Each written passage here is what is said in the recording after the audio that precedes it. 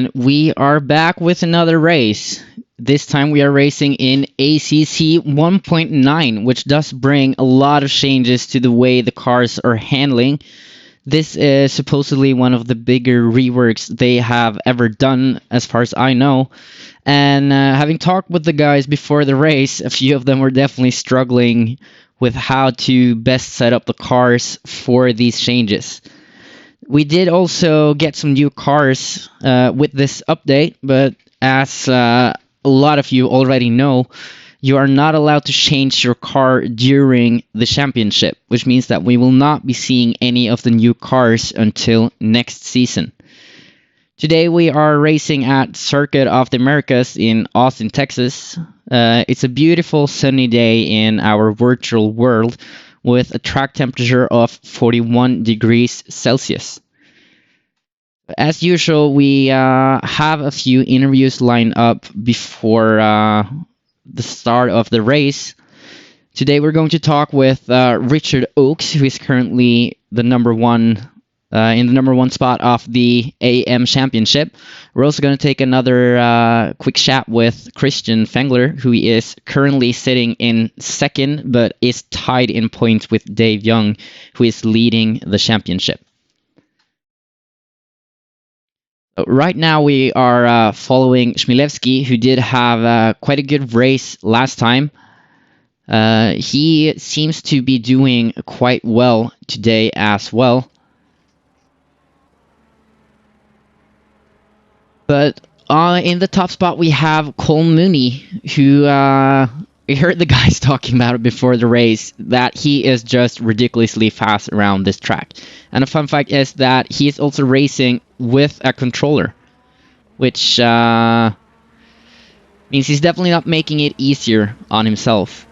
But he has put in a lot of work on this track. Like he said himself, he has raced it a lot in the F1 games and has gotten a decent amount of practice in before this race and is currently the fastest guy on the track.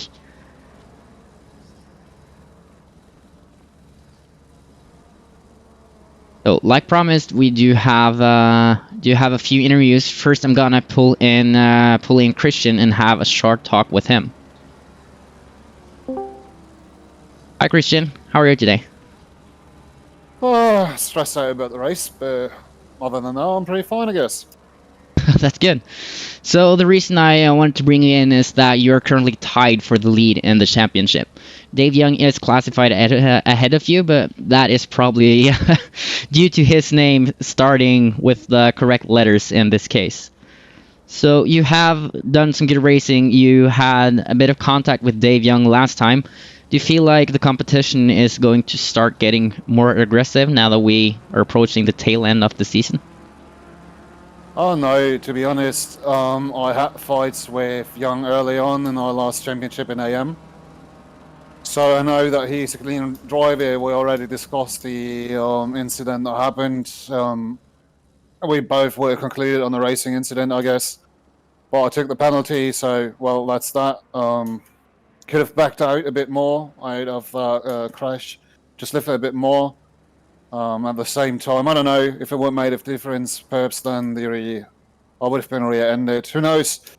But yeah, way to go, and I'm pretty sure that if I will be in fight with Dave, it will be fairly clean because we both know how dangerous the track is, and that fighting for that place can mess up so much more than just both races or your own. I just talked a bit about the new handling. How do you like it so far? I'm not the biggest fan. Is it because you think it's worse or because you're not used to it? No, it's definitely a skill issue. I'm not used to it, and yep. I mean, it does change the things quite a bit. Because I know you spent many hours driving and it becomes muscle memory, and suddenly you have to kind of relearn how to drive a bit. Yeah, it's really like that. We spend, God knows, hundreds of hours driving under the last patch. So now you're left with a bunch of bad habits. and setups that are worth nothing. So you have to start from scratch, and it's just something that really stressed me out throughout the week because you don't know really what is it now that is holding you back. Is it the setup? Is it the car? Is it your driving line? Is it your driving style? And what would be or what wouldn't be needed to adjust? So it's been quite a learning curve. I had to pour a massive hours in just to be anywhere near the front. And I mean, looking at the times, it's pretty obvious that there's still quite the gap. So you touched on setups, because I heard the guys talking about in Discord how they are struggling with the setups now. How confident are you in your current setup? Oh, I've done testing, I've done long stint testing, I've done quality testing. It works. It is, I feel at this point, rather my own skill that could hold me back. So I know ERA also has sort of a setup school or class, one should say, which is a little tip for those who didn't know. But are you guys do you feel like you figured the new update out well enough to start giving pointers? No, we are still, or not. That sounds like I'm on it. No, Sky is still working behind the scenes just to wrap his head around everything, and yeah, you know, like get together the basic information needed to allow everyone to perhaps build a basic setup that could run or suit your personal driving style. As of hopefully soon, you guys will be able to start giving pointers again. Well, yeah, we hope so, because quite a bunch of the cars that are now driven, like, we didn't allow the changeover to the new Evo models for a simple reason that it's quite commonly known that they are normally very OP in comparison. I wouldn't say necessarily very OP, but they are more drivable, more potent than most other cars that are of an older generation. And yeah, this way everybody's just in the same boat. Yeah, I mean it definitely makes sense. Especially not everyone out on track is driving a car that is getting an updated model. So do not give the people who are driving the cars that have been updated the chance to get a better car while the other people have to learn a new one. I think it's the right move to keep it as competitive as possible. Yep, that was the intention behind it. Also, it just spares a lot of discussion with other drivers that feel that they have been left out. Awesome. Thank you for the talk and have a good race. All right, cheers.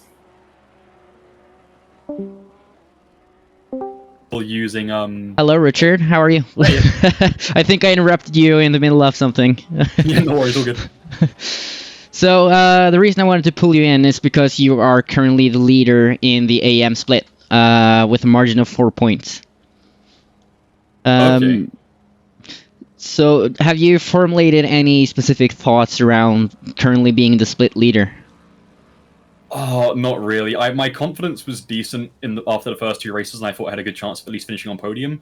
With the new update, confidence is just gone. I have nothing left. I was going to ask that because I just had to talk with Christian about the new handling. Because you must feel, like I talked about with Christian, you have to kind of relearn your muscle memory. Yes, very much so. Especially in the Porsche, the way it slides feels very different, and my muscle memory is way off of that. As you're not the biggest fan yet either. I like what they're trying to do with the changes. It's just going to take me a while to get used to it. As you think it's just a matter of seat time, basically. Yeah.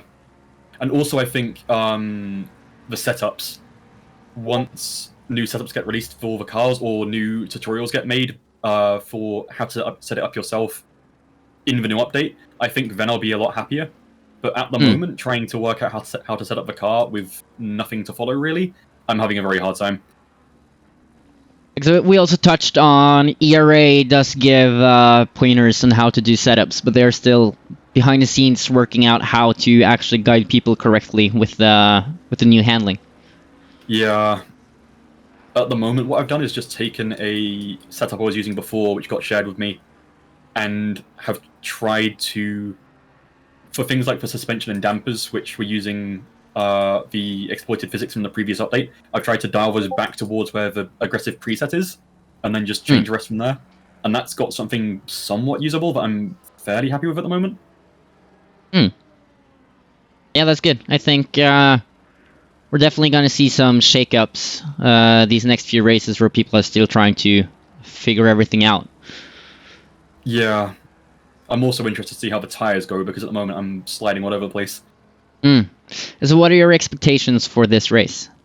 Honestly, I can't even say. I don't think I'll be finishing bottom of the grid, because I think a lot of people will crash, and hopefully I don't crash too many times.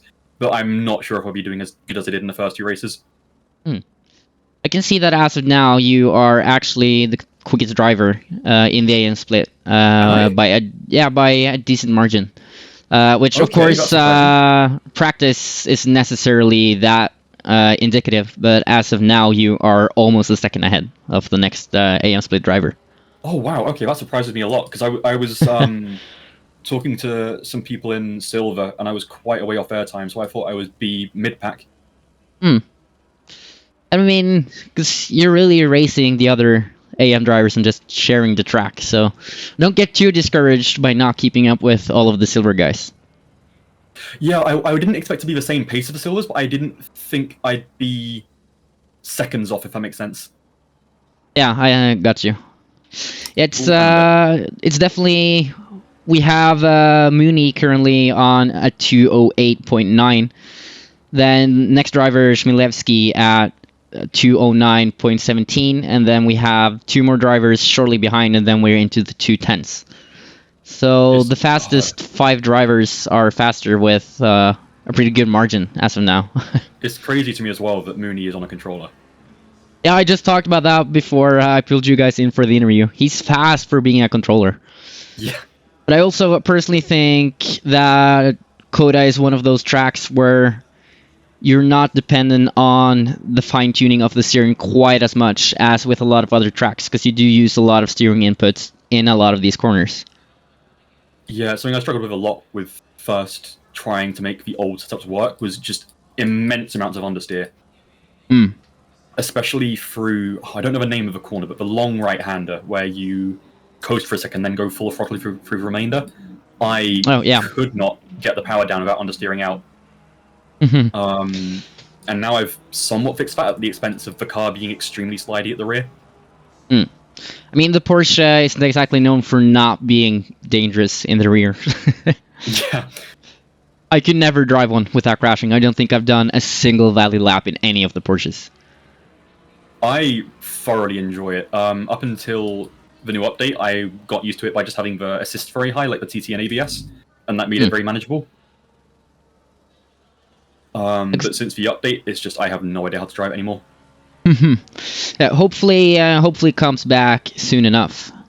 I mean, we do have the rest of the season and then all the seasons after that, so you're gonna get enough seat time eventually. Yeah, I'm feeling a lot more happy than I was when I first started, but I still feel like I'm a long way off where I should be. Let's hope during this hour of racing that you get more of a feel for it. Good luck with the race, and thank you for the talk. No worries, thanks a lot, man. And things wrong. So, hello, Colm. Hello, I just did the same man. thing How of you just pulling you over mid-sentence. It's going on. How are you doing, man? I'm doing good, man. So you're currently the fastest driver on track on a controller. You mentioned having a lot of practice on this track previously from the F1 games, and then putting in some practice before this race. Yeah, well, I got my track medals on Thursday for it, so when I say put loads of practice in, a few hours max. But I mean, that's a lot of practice for being you, since you're usually off playing, being in raids and stuff before the races begin. Well, that's very true, to be fair. No, yeah, look, it's a track I do enjoy. It's going to be different in the race. It's track limits. You're going to see an awful lot of drive-twos, I reckon. Yeah, so that's gonna be the biggest thing. I made the claim that I think COTA is one of the better tracks for controllers because in a lot of the corners you do use a lot of steering input. Do you agree, as someone who actually has experience racing with a Definitely controller? not. Definitely not. Oh, You'd be much better in the wheel around here. It's down to people, I think, still getting to grips with the new update, and as well as people just not liking this track for whatever reason. I do like the track though. I'm very terrible at this track, but I think it's fun. It's It's a great challenging and track. technical, and it's not too punishing if you do actually go off because you have space. It's not punishing in that way. Yes, there's runoff, but track limits, drive-throughs is going to punish a lot of people, and probably including myself tonight. Truth be known. Yeah, we'll have For you, to. it's going to be great. I think there's going to be loads of overtaking opportunities for you tonight throughout the grid. And of course, with your great commentary, anyone who's watching this stream, you're in for an absolute gem of a stream. Oh, thank you so much. I'm definitely looking forward to lap 1, turn 1, to seeing how that turns out. I'm glad someone is. I am. I don't think any of us are. When I'm not racing myself, I can just appreciate the chaos. That's what it's going to be, is chaos. Yeah, thank you so much for the talk. Have a good race, and good luck out there. And thank you so much for the stream. Looking forward to watching it back later on, bro. Yeah, you're welcome. Have a good one. You too, brother. So that was our interviews. As we were talking with Colm, Chmielewski has actually now overtaken him for fastest lap.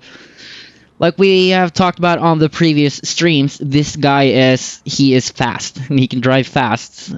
He has had some unlucky incidents these past few races, so hopefully today is the day where he can get it just perfect. We did also see a few yellow flags during the interviews, where I heard, at least since Richard Oakes told us that he struggles with losing the rear of the car, and I overheard some of the guys in the Discord talking about the same thing. So it is going to be interesting to see if we end up getting a lot of spins, or if it's actually going to turn out relatively clean. But as I just predicted, oh, and there we get a spin right there in turn 1.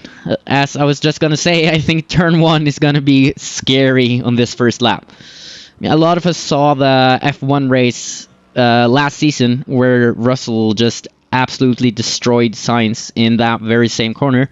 Because it is kind of a tricky corner. You're going uphill. It's not a blind corner, but you can't really see it all that well. And when you have many cars trying to go through a corner that is almost 180 degrees, it's a very tight corner. We are gonna see some contact, I think. For the first few laps, the S's are also probably gonna be quite dangerous. So with 7 minutes remaining of the practice session, we are once again going to take a look at our wonderful livery video.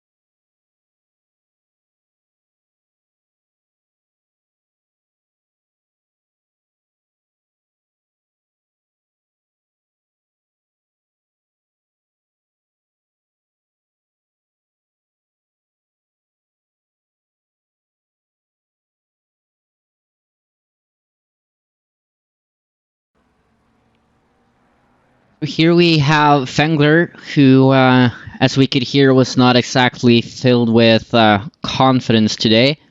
He is now down at 11th on the overall rankings, but he is on a lap that is looking pretty clean, and he has an improvement of 0.35 this far, which would put him... Oh, now he has almost a second of improvements, which would put him up in... Looks to me right now like 5th position.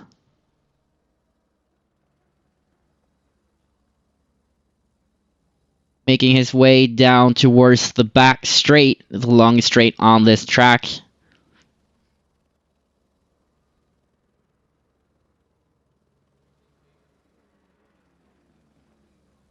Getting not the best exit right there, losing some time going down towards this corner here.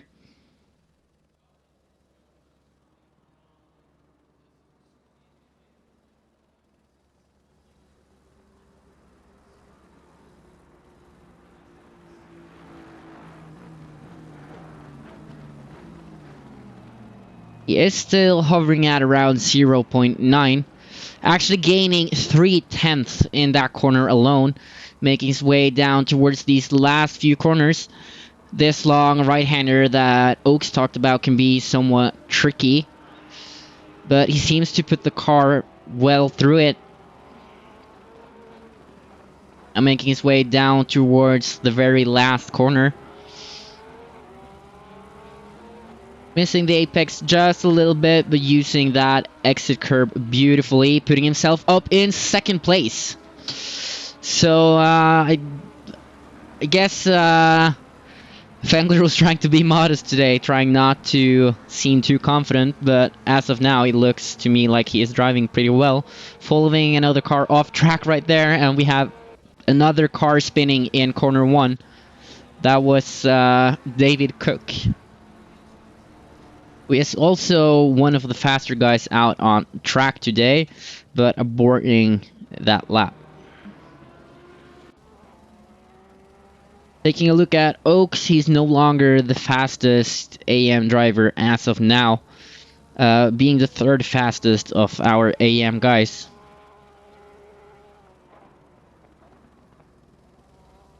Did talk about feeling like he's losing that rear end quite a bit, so let's see how this lap plays out. Again, one shouldn't look too much into the actual times during practice, but I think today in particular the guys are gonna try and push for the best times they can, because they have all had a limited amount of practice in this new 1.9 update.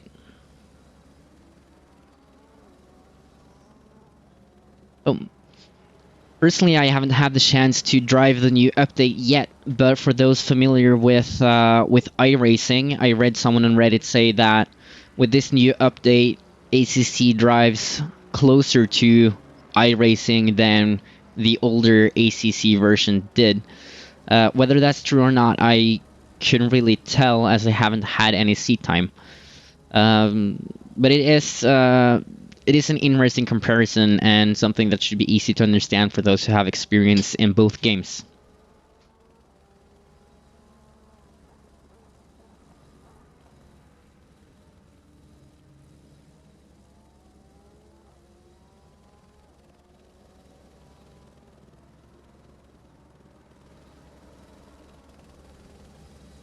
We are also, we're gonna test out some new things today with the Race Labs overlays, which I haven't had the chance to test them yet, so I'm curious to see how they are gonna work out. We are gonna try during the qualifying to take a look at telemetry and lap time graphs from the cars, and see if that works the way I hope it does. Right now we do have 33 cars on track out of, let's see, we have 40 cars signed up, which means that we are missing 7 drivers today. As far as I can tell, one of them is my Norwegian compatriot, Thomas Hagen. which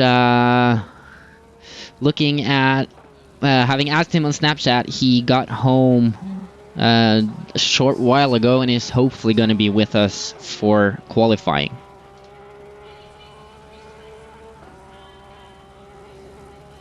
I stand corrected, he's actually here with us right now, currently having done 2:12 with having gotten 4 laps in during this quality session.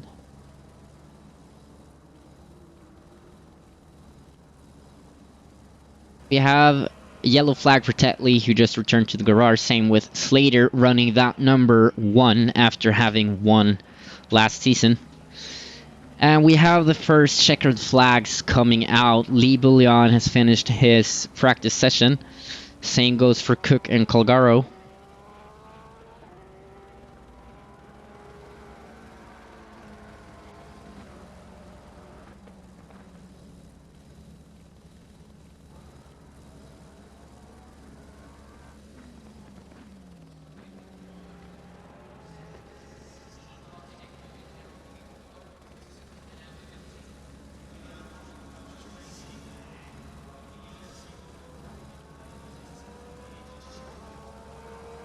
We still have some guys out on track. Christie out on track with an improvement of 0.3, getting into the last corner, gaining 0.3 in that corner, being set to improve quite a bit here in the practice session, and that was our last car.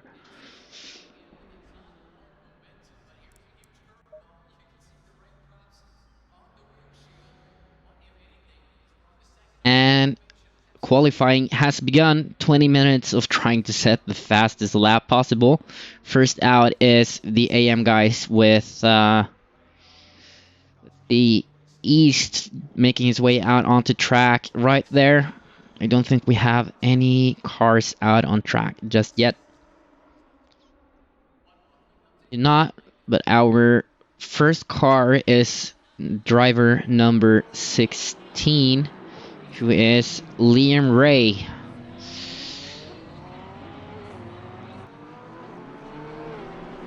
Field being quite tightly packed here for this first part of the outlap, but I'm assuming they're gonna spread out a bit before they begin their laps.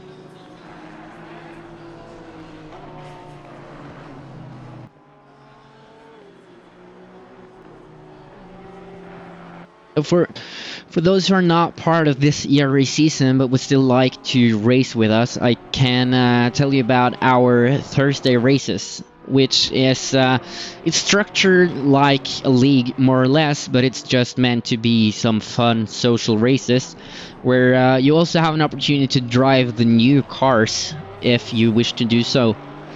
I used to race most of the Thursdays last season, where we did a thing where we were driving basically everything else but GT3 cars. To this season, we are back to the GT3 formula.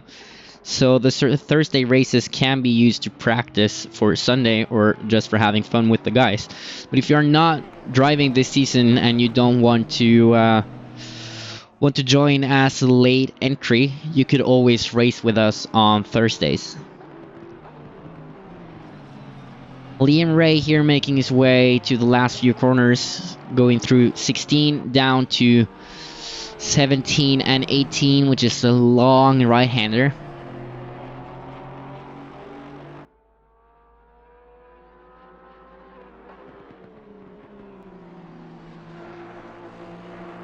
Going slightly off track here, but again, it's an outlap, so it doesn't really matter.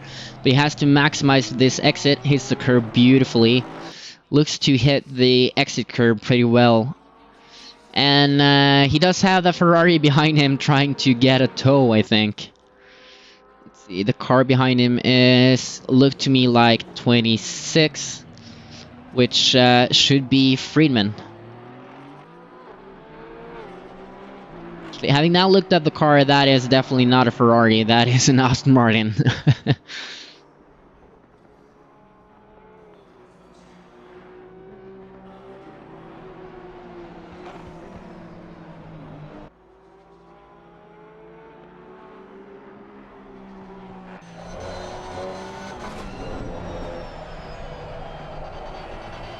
Hitting that apex well, but listening to the in-game audio, his tires did seem to slip quite a bit.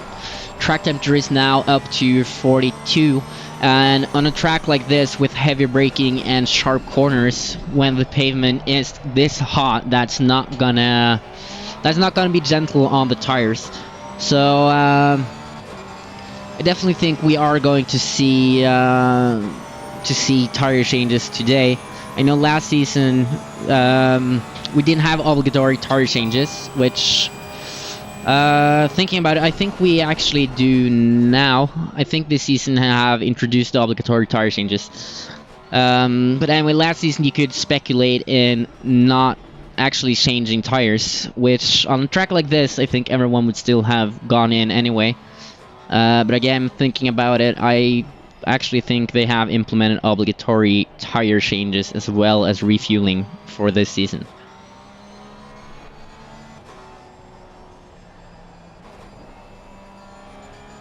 Seems to me like he missed the exit curb just a little bit there, costing him some time. We also actually now have a yellow flag on East, who just teleported back to the pit. Hitting that apex beautifully and using the exit curb and crossing the finish line. That did net him the first position since he was the first car, but he was immediately overtaken for the position by Friedman, who is now the first position holder of the AM split. Friedman did drive quite a good race last time. Here we have Dogmeat, who climbs to third, Oaks, who climbs to fourth. Yellow flag for Kashuk, who has gone off track.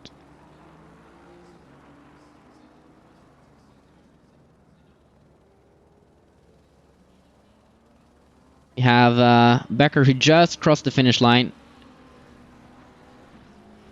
but seems to me like he was maybe on his out lap, and if that was his first proper lap, it was not a valid one. With the length of these laps and 4 minutes left for the AM guys, they are going to be able to get 2 more attempts in, but they are running out of time to set their valid laps. Right now, Paul Anderson is driving quite well with an improvement of 1.5 seconds over his previous lap.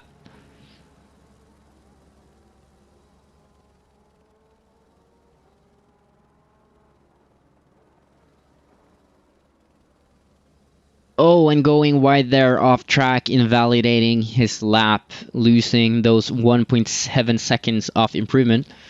Another driver doing well for themselves right now is Dogmeat with 0.9 seconds of improvement, having just made his way down the back straight. Taking a tighter line there than most of the other cars, but gaining a lot of time compared to his last lap.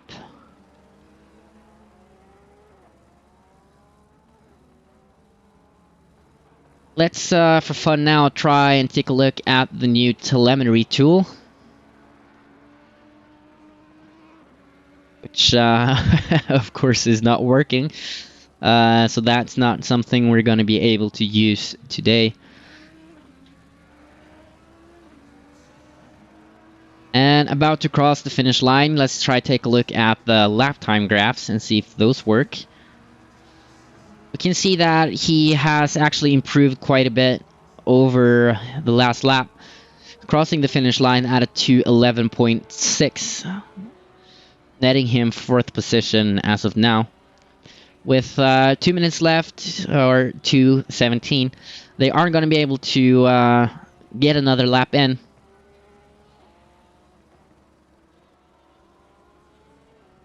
Paul Anderson is out on another lap, also looking to improve quite a bit.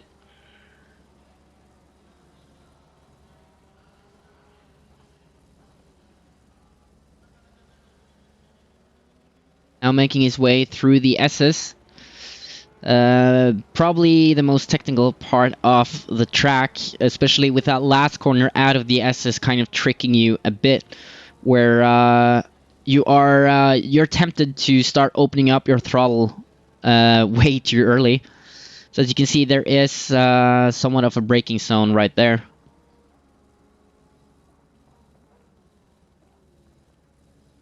Making his way down the back straight.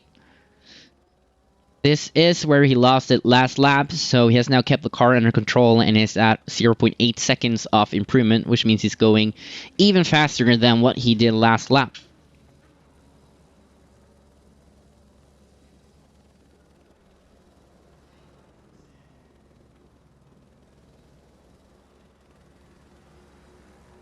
Losing some time in that corner there.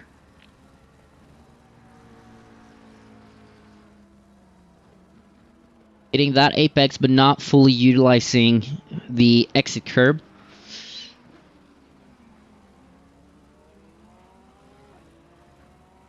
And hitting his apex, but once again not utilizing that exit curb fully. I am wondering if that could have to do with the new handling and just not being confident enough in the car for it not to slide out if you do maximize your corner speed.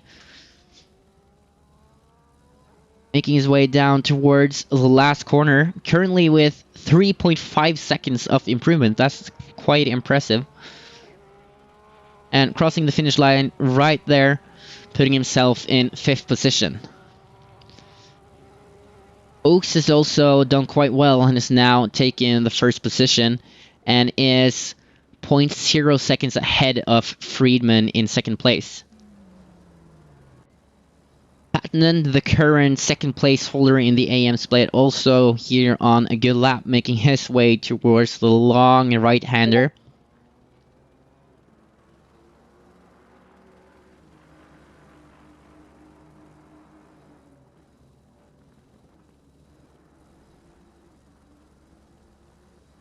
Taking a look at his lap times, we can see that it does look quite a bit like the other graphs.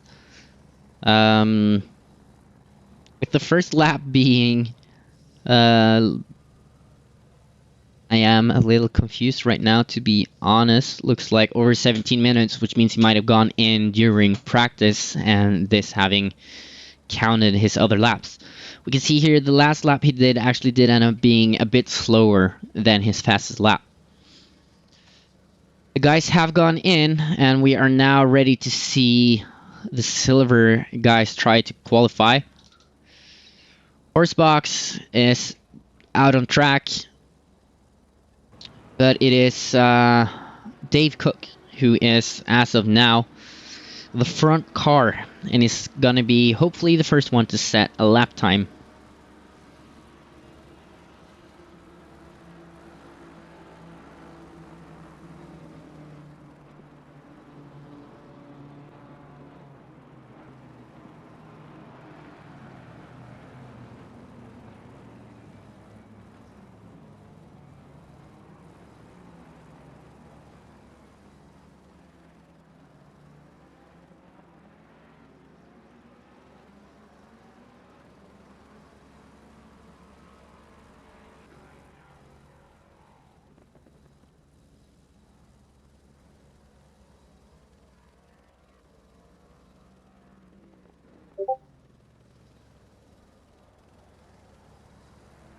Getting into the last corner of the track right here, starting his first flying lap.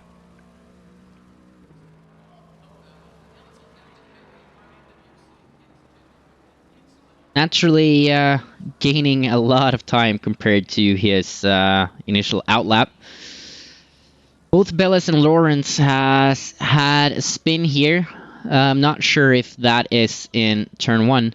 Bullion as well also just had a spin, but as far as I can see, he had not made his way to turn 1 just yet, which means luckily there's no time lost as long as his tires didn't take too much of a beating.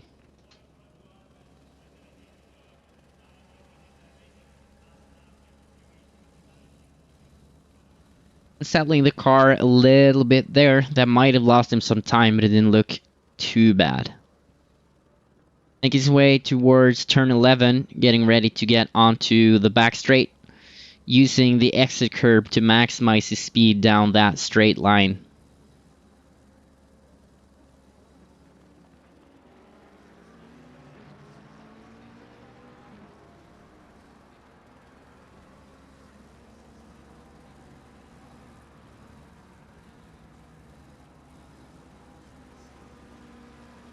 maximizing his curb usage right there in turn 12, getting him set up for the sharp right-hander that is turn 13. Oh, and losing the rear end of the car there, having to abort his lap. The next car coming up, as far as I can see, is Nathan Follows, who is now making his way through the long right-hander.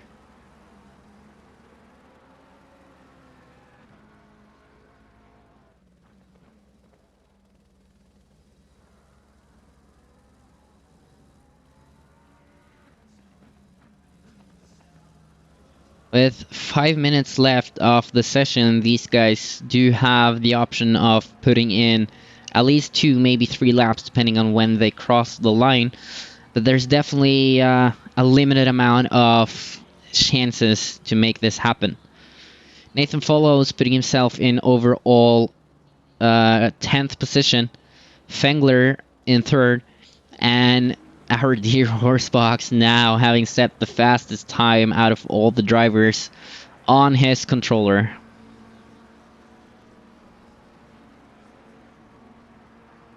I don't think it's actually the case, but I like imagining Colm here sitting in a full sim rig, but with no peripherals. Just having the aluminium extrusion rig with his comfy bucket chair and sitting there with his controller in his hands.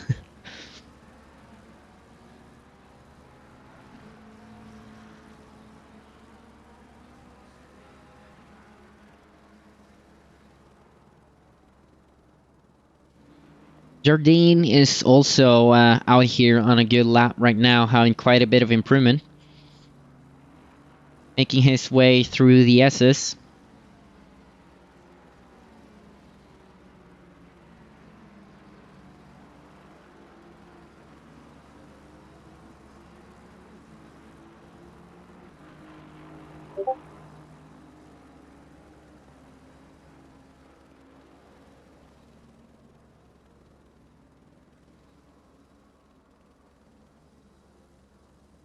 Now have some changes again in the top spots, with Young coming in for 5th place and Beles coming in for 6th, which means both Oaks and Friedman in 2nd and 4th respectively are definitely keeping up with the silver guys as of now,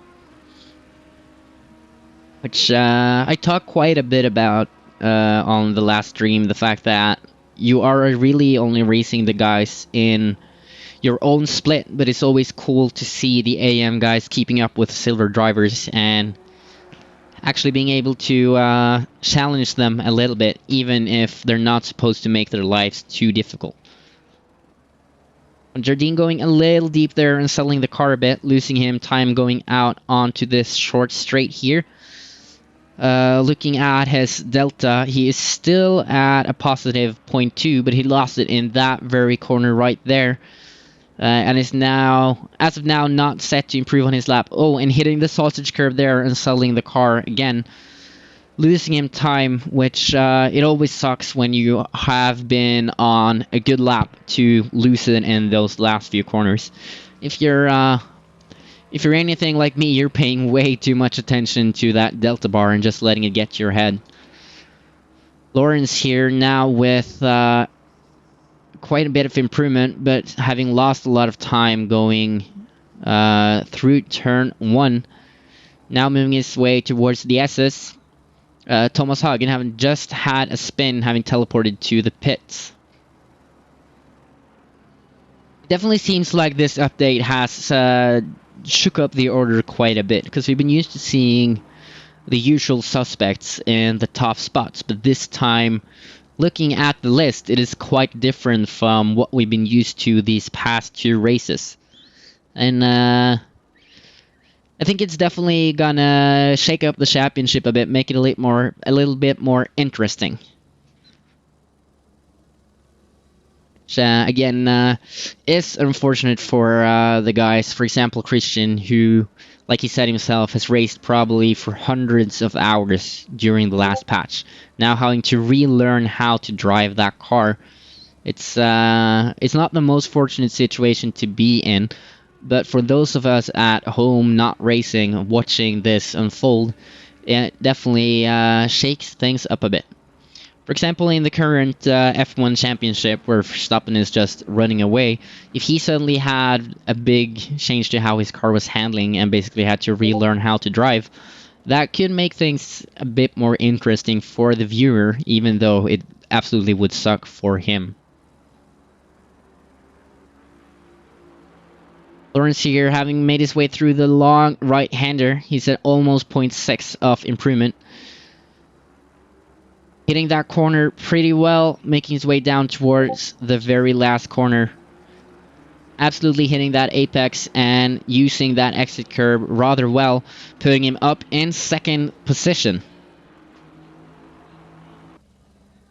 Ogaro is also on a good lap right now, making his way to the start-finish line, moving him up to third.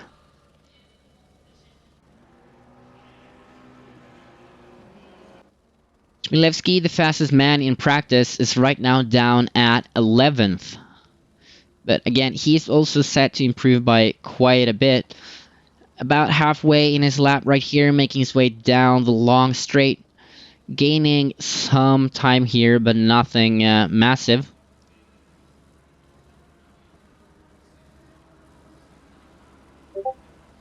Having had 4 laps out on track,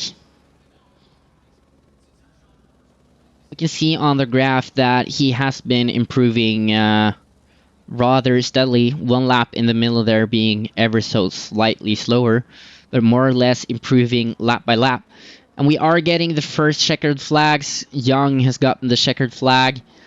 Mooney, currently sitting in first position, has gotten the checkered flag. As of now, Lawrence does not look to be set to compete with him. Chmielewski making his way down to the last 2 corners, having improved by 1.6 seconds as of now. 1.8. He is going fast in these last few corners. Missing the apex a little bit, using the exit curb. Losing a tiny bit of time, but being able to put himself in first position on that last lap. Looking at the graph again, we can see that it was not a huge improvement from his previous laps, which probably has to do with this graph showing the outlap as being almost 23 minutes. So I think this graph is going to be more useful during the race itself. But anyway, it's fun to look at. New toys and I was about to say aids. I don't think that's the right word, even though it is a good aid to me for seeing how the lap times have unfolded. But it's always fun with new tools. And that concludes the qualifying, with Bouillon sadly going off track, but having put himself in the overall 20th position. Sadly, we don't have a track guide to look at today, but while we wait for the guys to do their setups, I'm thinking we can take another look at the livery video.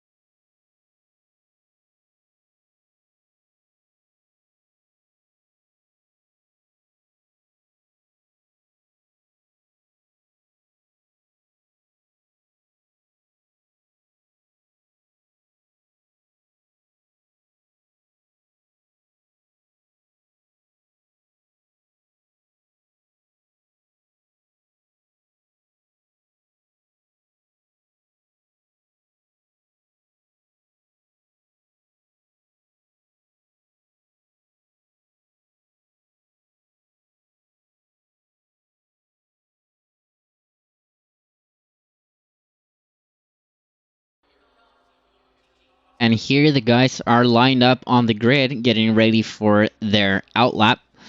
We can see quite a few cars bouncing a bit, which is what happens in ACC when you reload the car and the suspension basically starts working again.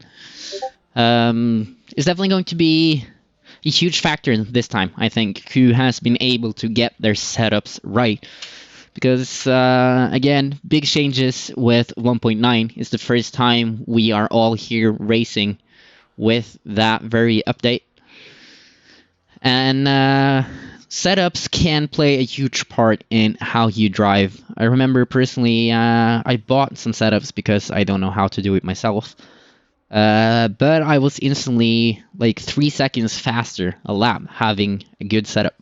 So when there's that much time to be gained, the guys who have been able to get their setups correct is definitely going to be able to gain a lot this race. I think this race in particular, before we start getting used to it, and like Oaks mentioned, before the YouTube guides start coming out, I think there's an element of luck to it, as well as being able to recognize what the car needs.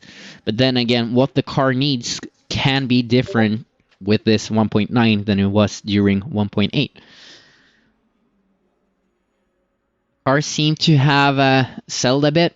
Maybe there's no more huge setup tweaks.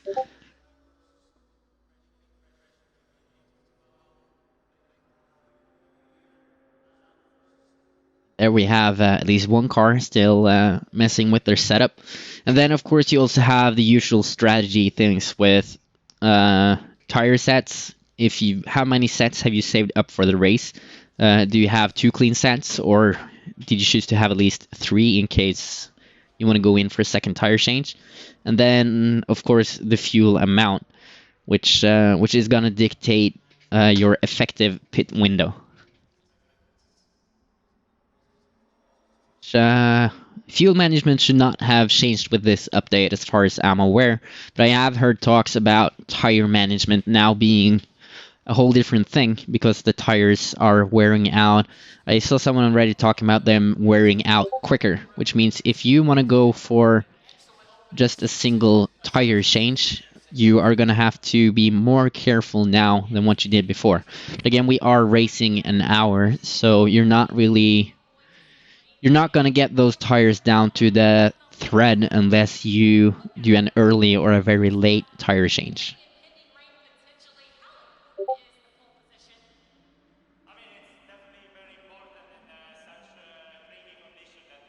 Some cars still bouncing with last minute changes being made. I noticed last time that a few of the guys forgot to click the drive button early enough, which if you do not click on the drive button to get your car actually ready for driving before the formation lap, you are going to be teleported to the pits, which is going to cost you time, as you take a time penalty in there before you are allowed out on track. And it also means you're not able to get that heat into the tires during the outlap. And a little voice in my ear just told me we have 30 seconds remaining until the formation lap begins. There's still some cars bouncing around.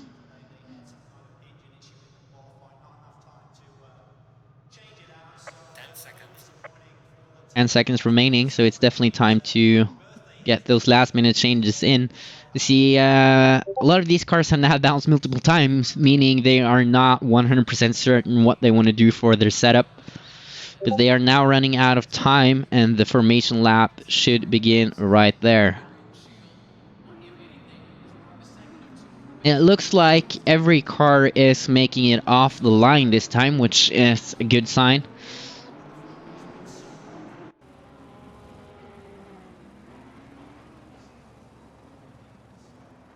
Oh, and Oak's having his car stop right there, which is also not a good sign. And he luckily got the car going again.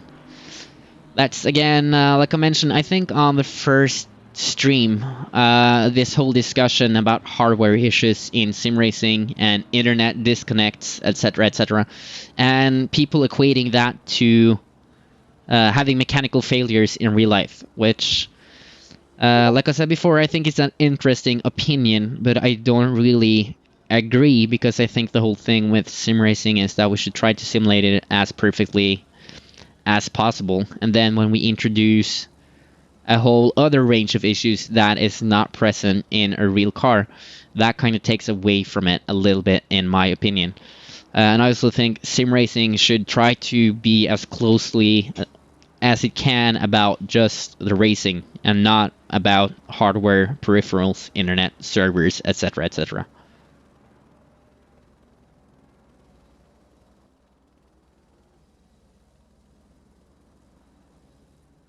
Levski here being about to make his way down onto the long back straight.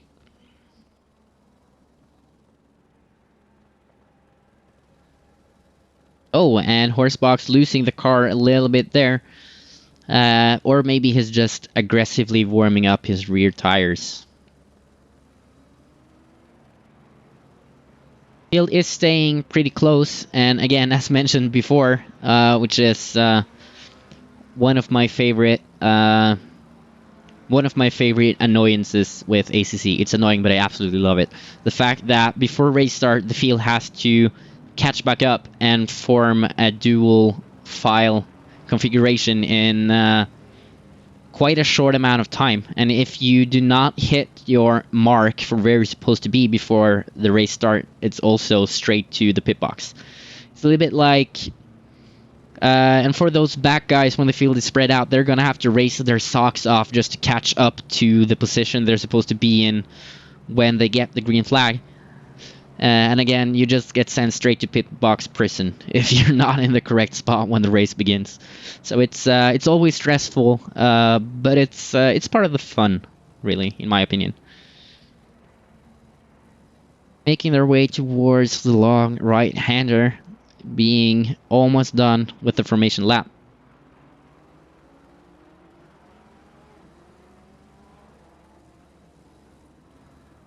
Looking at the gaps, quite a few of the guys have started speeding up now.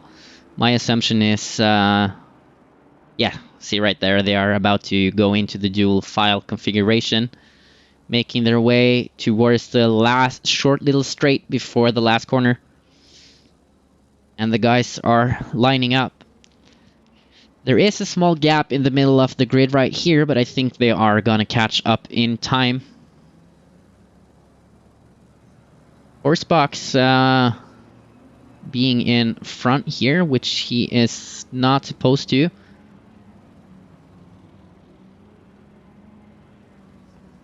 They have crossed the line, but we're still waiting for the green flag.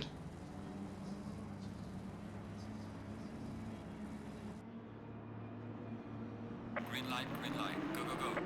And it's a green flag. Hagen going out onto the middle right there. Chmielewski still staying in front. Switching to the helicam here to see the carnage. And and absolute carnage and destruction, just as predicted. Quite a few cars involved. Dogmeat being the only one left in the crowd right now, making his way back on track. No big changes at the very top, but this definitely did change to the order further down. Like I mentioned, 33 cars trying to go through that one corner was kind of doomed to end like that, in my opinion. Horsebox now being at the very front, having gotten himself a 0.6 gap to Chmielewski in second. Getting a good exit there, gaining himself an extra 10th before they go into the sharp braking zone. But turn 12 is, in my opinion, one of the better options for overtaking on this track, as you can choose if you want to take a tighter line, which is gonna be very difficult on the exit, but if you can get that line tight enough and have a small enough gap before going in, you can cut off that other car.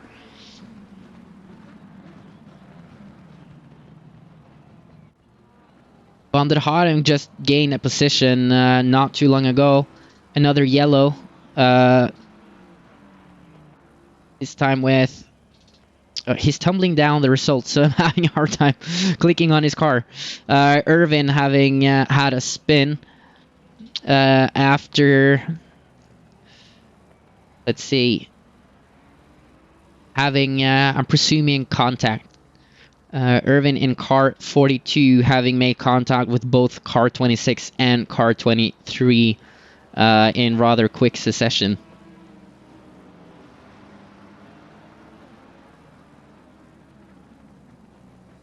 Ian Ray about to catch up to Tony Herzeg. Liam being an AM driver is strictly speaking not racing Herzeg for points, but he seems to be hungry for that position. Herzeg going wide, having to be careful getting back on track, allowing Ray to get past. Correa trying to take advantage of this opportunity to put himself between the two cars. And Liam has gone off the track after losing control of the car. Having gone back in, he is presumably going to get a warning for that, as he did carry quite a bit of speed as he was cutting the corner. Hagen now trying to get past Ray.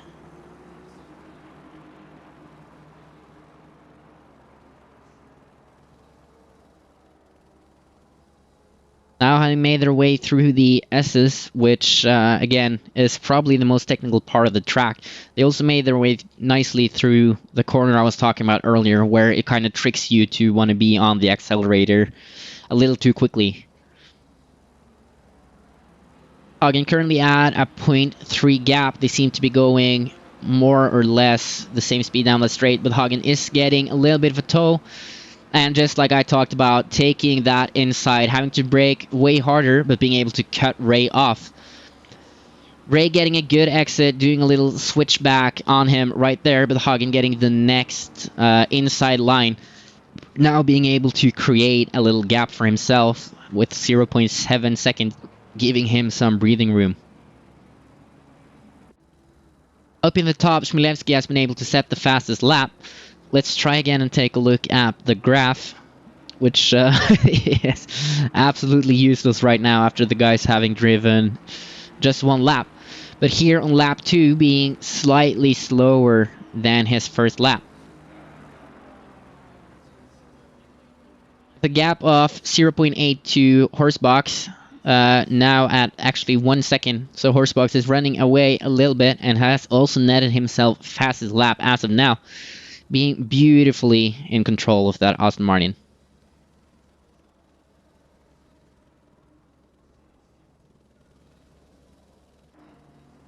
Further down, Fengler is starting to catch up to Calgaro, closing the gap by quite a bit during those last few corners there. We also have Oaks just on their tail, who might be able to benefit a lot from any contact that could be made between Fengler and Calgaro.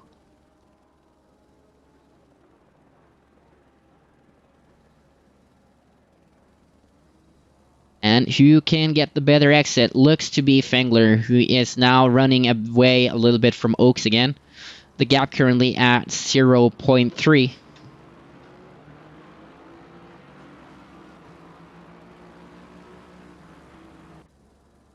Down, Tetley is now on Slater's tail. Slater just lost quite a few positions, so I'm assuming he might have had a spin. Tetley having to go a little wide there to avoid contact, losing him quite some time, creating a gap with Viero coming up behind him, but currently at a 1 second gap. Here we have two cars going side by side, with Bellis just having made his way past. Getting that inside, both cars racing beautifully with no contact. Now with Kashuk getting the next inside line, I think... No, I had the two cars mixed up. So Bella's got the last inside line and is now ahead.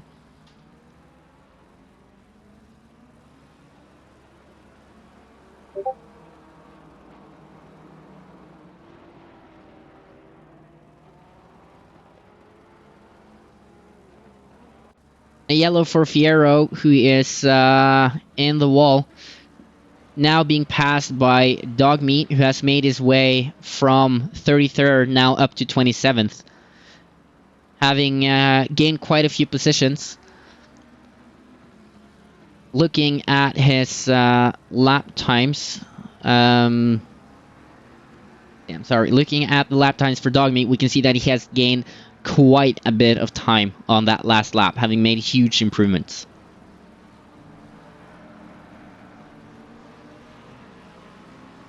Another yellow, this time for Irvin, who has spun in the very last corner. And that is going to cost him a lot of time, not just from the spin, but from losing out on that exit speed going on to the second longest straight off the track.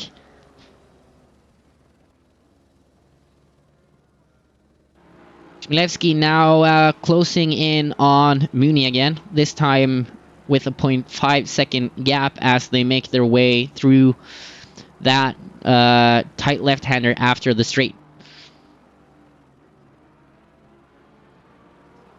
Taking a look at another one of our new tools, the head-to-head graph, we can see that Chmielewski is gaining time on Horsebox on most of the track, but not in Sector 2 as of now.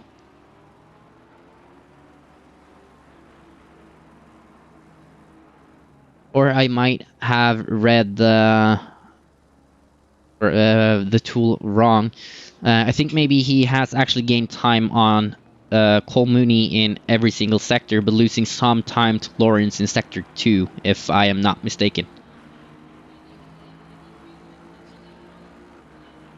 Now with a gap of 0.7, if he can continue to gain as much time as what he did last lap, but actually losing 0.4 in the last sector on that last lap. But if he can keep having those sectors in the green, he is gonna gain quite some time. Mooney going maybe a little bit too deep there, but these two drivers are very evenly matched, driving at the exact same time in that first sector.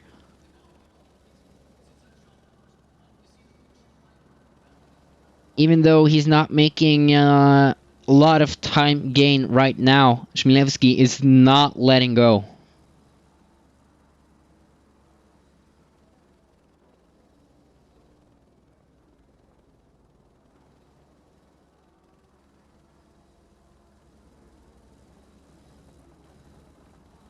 Now coming down onto the straight, Mooney has gotten himself a little bit of more breathing room, now with a 1.1 second gap.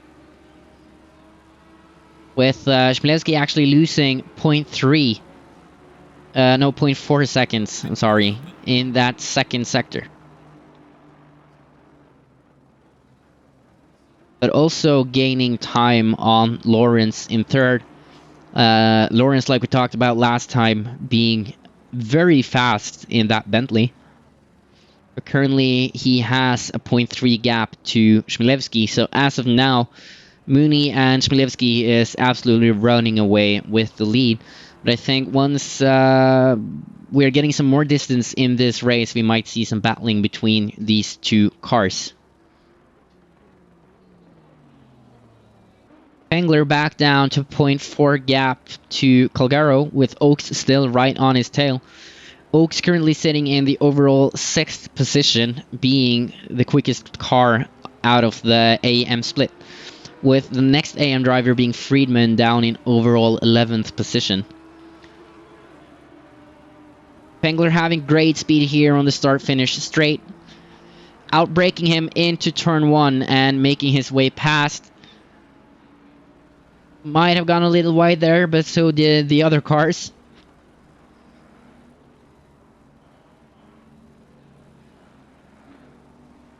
Now being ahead of Calgaro, Pengler has a 6.7 second gap that he has to close to make his way up to Lawrence. Looking at his lap times, he seems to have been driving relatively consistently for the last few laps, but losing some time on that very last lap, probably due to having to battle Lawrence to get past. So we are going to take another look at Fengler's lap times later, once he has been able to race free of traffic.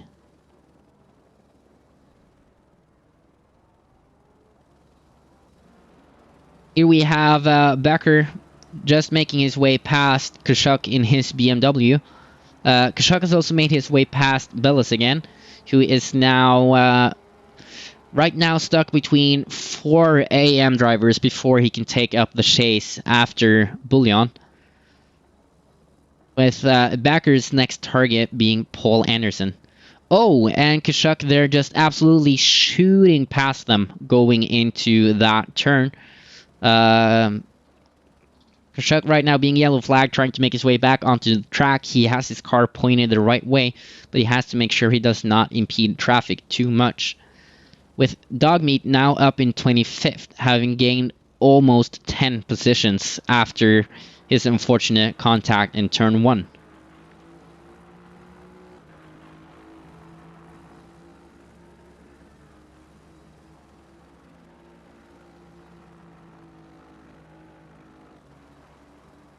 The field is actually starting to spread out a little bit right now, but we see Oaks here having caught up to Calgaro, trying to take the fight to him and get past.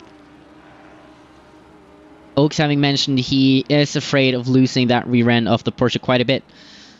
Trying to outbrake. Oh, and we have some contact between the cars in turn 1, but everyone seemed to have gotten away from it relatively well, but Oaks having to move out of the way of the faster cars.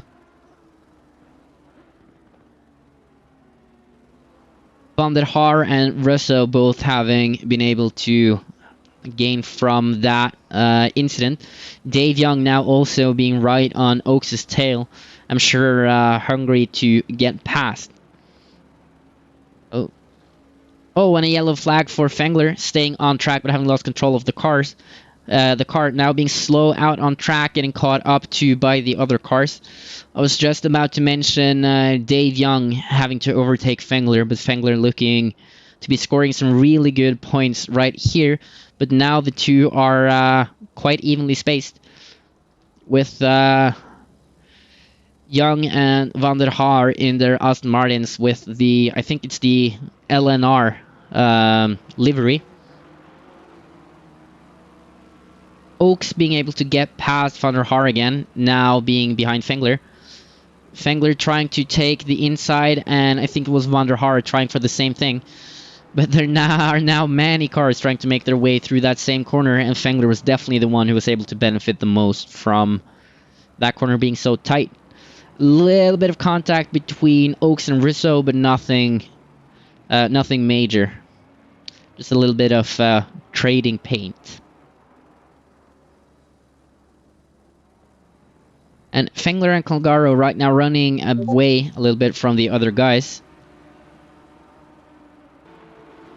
Dave Young still being quite close to his LNR friend. Trying to... oh, and we get to see here Van der Haar going on the inside of Oaks, being able to get past contact free. Oaks being pushed a little bit wide, which I think Young benefited from just a little bit. Oh, the cars are very tight right now. Look like they touched ever so slightly, but Van der Haar does have that inside line now. But he is outbraked by Oaks, who's able to make his way past. Now coming into the S's, which should be a good portion of track for the nimble Porsche.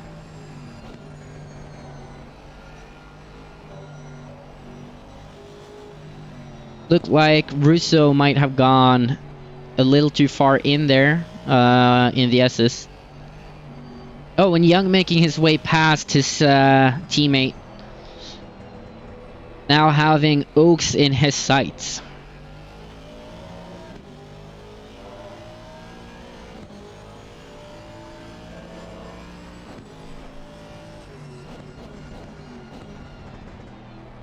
Does have a 1 second gap to close right now. We can take a look at the lap times, even though Young has been in quite a bit of traffic. We can see that he has gotten a few pretty decent laps in with some steady improvement, but on that last lap with all the chaos that Fengler was able to benefit from, he did lose some time.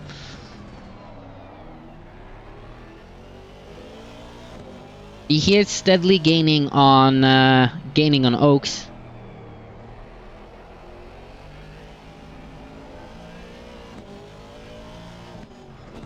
Actually, he has not made he's not gained that much time in the first few sectors here, but I think in this last one he has kept up with him quite well, close 0.2 seconds on these last few seconds of racing, these last few corners. Sound like the car slipped a bit there, but Oaks also went off track, losing him quite some time. Oh, and Oaks losing the car going out onto the straight, allowing Young to get past. Young is now chasing Russo with a 0.6 gap to the car in front. And now raced for almost 20 minutes. So some of these guys, depending on how they have been driving, might start to notice their tires wearing a little bit. But I don't think we're gonna see nothing. I don't think we're gonna see anything too bad just yet. No one has been in for their tire changes yet, as far as I can see. Which is quite a contrast to last race, where a lot of cars went in very early due to damage, and also then changing their tires at the same time. It seems like no one has been in this race so far. And I just stand corrected, as we have our first car pitting, with East having gone in. Further down the list, we can also actually see that 3 other cars have pitted and have changed their tires. Ike Sky having gone in after just 2 laps. Same goes for Viero, who might have had some damage to their car that they have had to fix. Oaks now catching up to Van der Haar, winning that position back. Being very close with a 1.1 second gap. Choosing to take the outside line there. I'm assuming he wants to maximize his speed and get past. But it might be tricky with Van der Haar now having the inside line into the next corner. Oaks braking a little bit earlier, but having to go quite wide and actually going off track just a little bit there.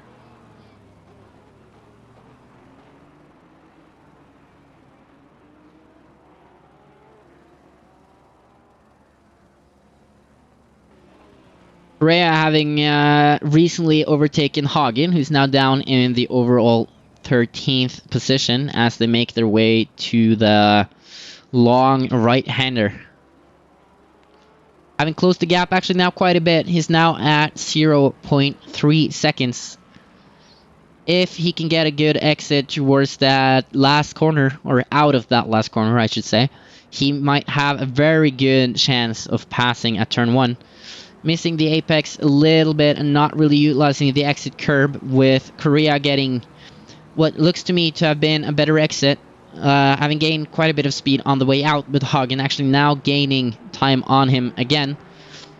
And he chooses to not go for that inside, which I think was the right move. He was a little far back to attempt a dive bomb. Dogmeat, having caught up to Tetley, now wants to make his way past. Tetley in that very colorful comic book inspired Lamborghini. Making their way to turn 1. Dogmeat looks to me like he was on the brakes now on multiple occasions, but on the other hand, Tetley did not brake enough, allowing Dogmeat to get alongside. Now going into the S's, Dogmeat does have the first inside. Tetley looked in the mirror like Tetley lost the car a little bit, or he might have backed out to avoid incidents through the S's. Bellis is catching up to Stancer. They are at the end of the S's, having made their way up the little uphill section. But he also has to be careful with the car behind him. Which actually I believe the car behind him to have been blue flagged. Next car on the result list is Slater at 5 seconds back. We also have Stancer fighting Bullion, so we do have a three-way battle right here, with Stancer taking the inside, being almost hit by Bullion as Bullion closed off that inside line with a beautiful display of defending.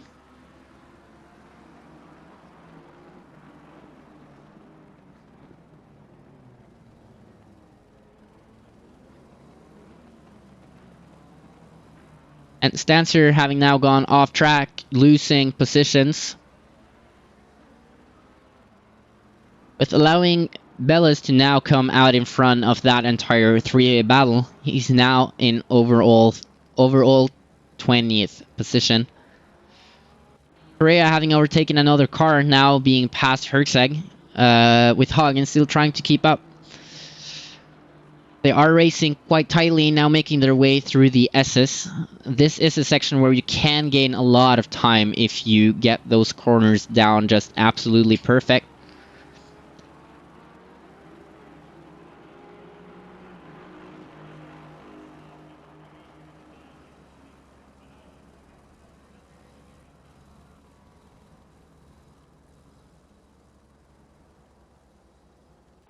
Taking a quick look at Mooney, he's now still in first position, and he now has a gap of 3 seconds down to Chmielewski. I don't know if something happened with Chmielewski causing him to lose time, or if our dear horse box has just been an absolute beast on track today. Taking a quick look at his previous laps, he has actually, compared to his fastest one, done quite a few laps where he has lost some time, but then he also has gotten a few good ones in there. Looking at those last 2 laps have been quite slow compared to the previous ones, which might have to do with tire management now that he is at a good gap. Looking at Chmielewski, he definitely lost a lot of time on his last lap there, leading me to think that something probably happened. Looking at Fengler, who's out of traffic, this guy is just going faster and faster now.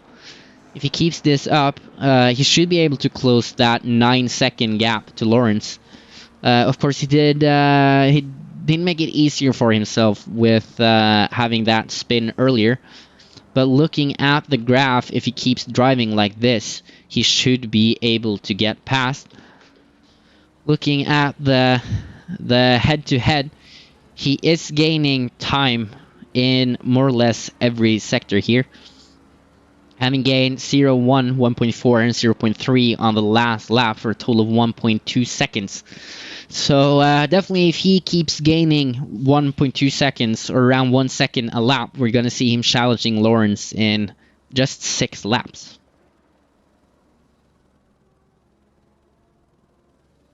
I'm sorry, 8 laps is the correct number.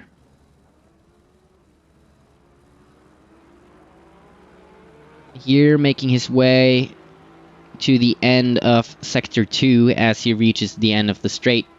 Going into the braking zone, having gained 0.7 seconds so far this lap. So if you can put that last sector together the way he did last lap compared to Lawrence, that is going to be exactly a second gain this lap.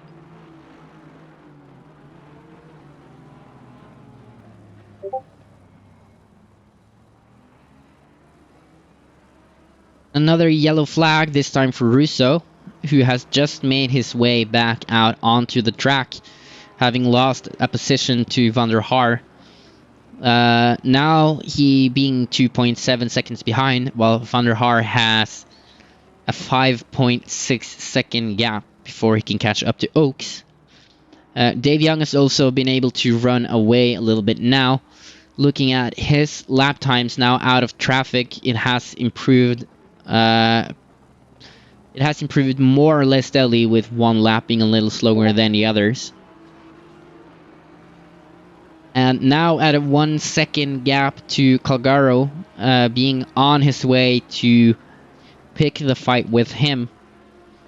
Again, it's gonna be important for Young today to try and score as many points as he can compared to Fengler, as they are currently tied for the championship lead.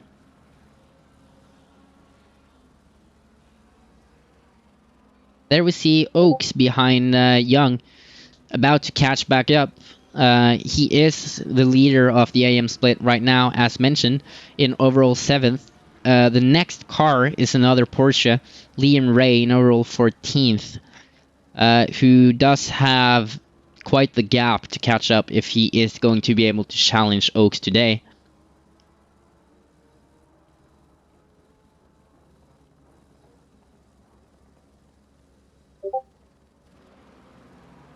Becker is about to catch up to Ray. Ray making a mistake there, allowing Becker to get past.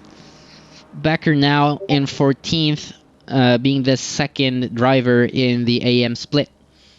So now he is the one who is going to have to try and bring the fight to Oaks, but he has to make his way through quite an amount of cars before he's going to be able to make that happen.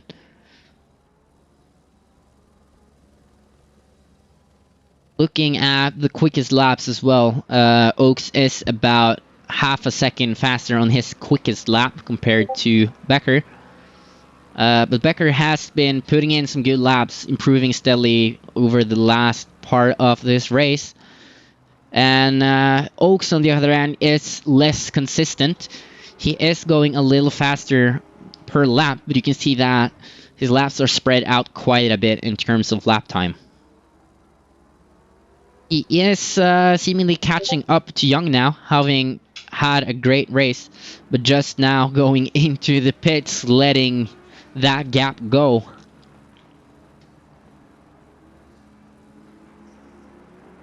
This has allowed both Young and Calgaro to get past.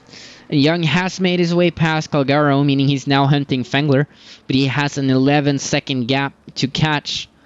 And looking at the sector times, Fengler is, as of now, running away from Dave Young, with Young losing about 0.6 seconds per lap.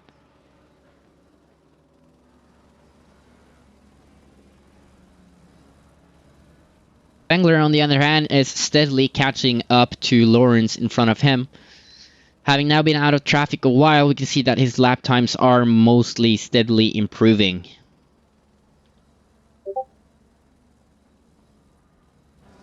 And Ray and Oaks having both gone into the pits. We are at the halfway mark, so if you do want to have your tires stay as consistent as possible for as long as possible, this is definitely a good time to go in. That was usually my preferred strategy, just to keep the car feeling as similar as it can for as much of the race as possible. Hagen has caught up to Korea again, now at a 0.5 second gap. But it is going to be interesting if we are getting this pass out on track, or if we are going to see it come down to strategy. Hagen getting the inside there, having to brake a little earlier, and Korea being able to stay in front with Hagen not closing off that inside line quite enough. Hagen now having the outside, having to go wide, going off track there. Korea getting the next inside and being able to get far enough in front to race comfortably again without being side by side. But Hagen is definitely going to be hungry for that pass and is going to be on his tail.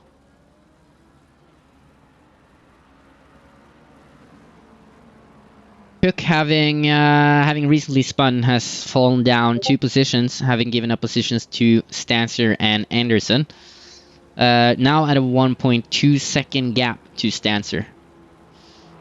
And Thomas Hagen now tumbling down the list, having presumably pitted.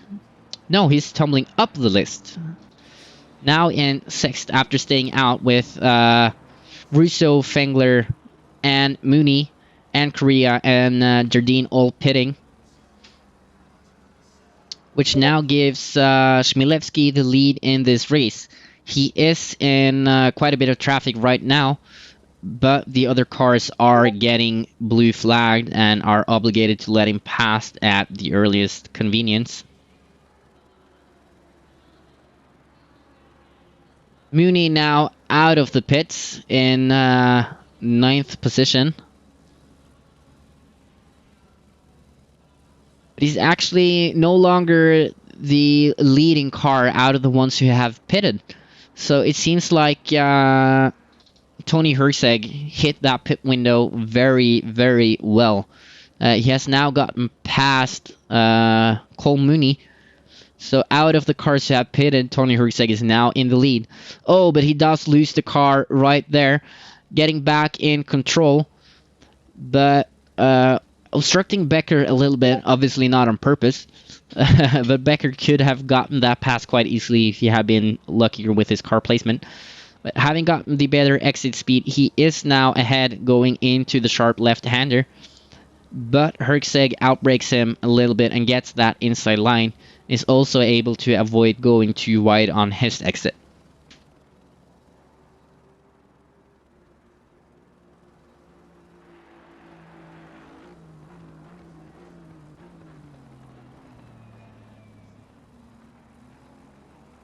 Dave Young, Lawrence, and Chmielewski have now all pitted, so that's our top 3 cars going into the pits. Which means Calgaro is now in the lead of this race, making his way towards turn 1 on his 15th lap.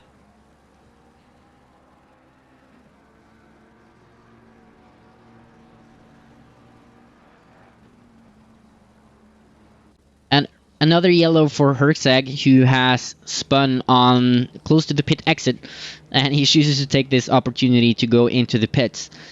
It looks to me like the front of that car is damaged a bit, so he might have some damage to fix now that he is in the pits. Which would also make sense, seeing as he did a single lap on his new tires, but he's now going back in. So I would think that it has to do with damage to the car. Mooney now up into 3rd again, now once again being the top car out of the cars who have pitted, with Chmielewski being 2 seconds behind, which does mean Chmielewski he gained basically a second on the strategy, and being on ever so slightly newer tires, I don't think that's gonna make a lot of a difference, to be honest.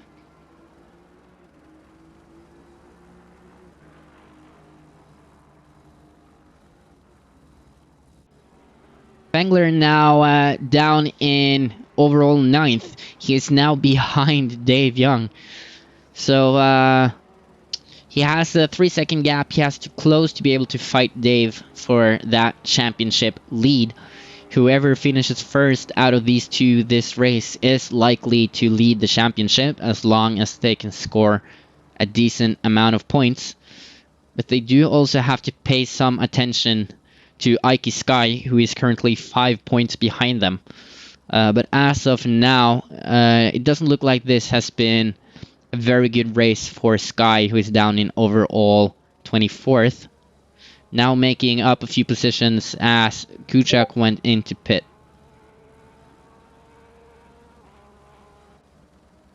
We do have another 3-way battle here between Becker, Jardine, and Correa.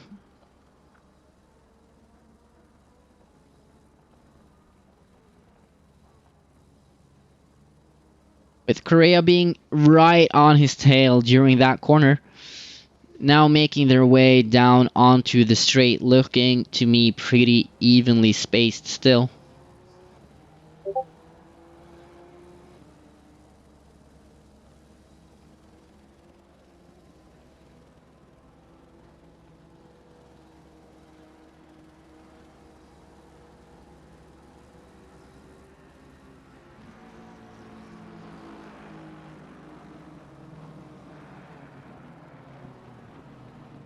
And Friedman here, and having gone off track, I was seeing Friedman making huge time gains compared to I think it was Nathan Follows before going off. But of course that time gain was due to him braking late and making his way off track. Kushak having had a spin here, doing a little Sebastian Vettel maneuver back onto the track. Now down in overall 30th position. Again, quite some changes in the midfield here as Anderson and Becker has both gone in to get their tires changed for a fresh set. And Fengler actually now having caught up quite a bit to Young, now having a 1.5 second gap, having gained 0.7 seconds on that last lap, while also pulling away from Calgaro with 2.8 seconds. Yellow flag for Van der Haar, who just made his way back onto the track, being forced to let Russo and Dogmeat pass. Dogmeat, who's now actually in 9th position overall, having gone from 33rd to 9th position, but still having to pit before the end of this race. We now have 22 minutes left, meaning that we have raced about 2/3. And so far, Mooney still looks to be well in control of this race.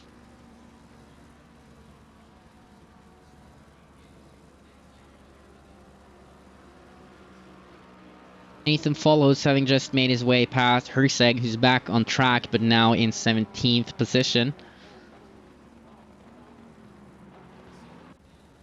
Ray still trying to chase down Correa to get that position. Ray also might have had some damage to his car because he went in before Hagen, but Hagen has now come out and is out on track and in front. So there might have been some damage to fix while he was in the pit, or I might have missed a spin or a possible contact out on track after getting out from the pits. Dogmeat now going in for his pit stop, letting Van der Haar get back past. As far as I can see, his car does look pretty healthy, so he should not lose too much time from fixing his car. Spengler now having caught up to Young with only a 0.9 gap. Looking at the head-to-head, he did gain only 0.1 second last lap, but he is now very close, having already gained 0.2 in the first sector of this lap.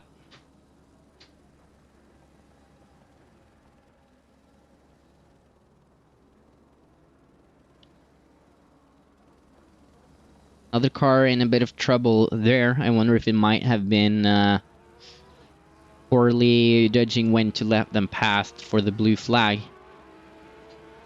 I'm not sure. Spengler losing 0.1 in that sector. Seems like Dave Young has really gotten that extra bit of motivation from seeing Spengler this close.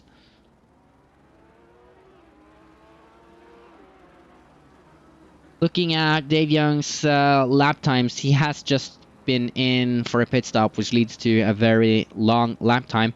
We can see that he is staying rather consistent for this last bit of the race, with getting a few good laps in, then going a little bit slower and staying at pretty much the same level. While Spengler, on the other hand, is actually a lot more inconsistent in his lap times, but also seem to be going faster when he does have a good lap. At the end of this lap, Spengler does seem to have lost 0.8 seconds to Young, now at a 1.2 gap, having some more catching up to do.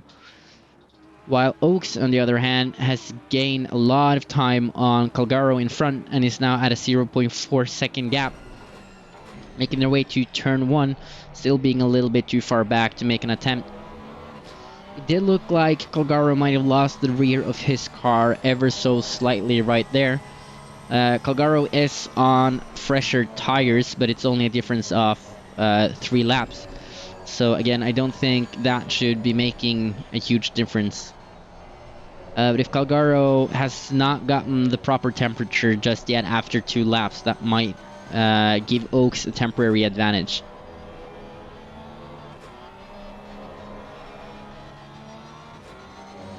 Oak seeming to the front of his car seemed to me like it did point a little bit out from the exit curb. I don't know if he is afraid of not getting the car to go with him.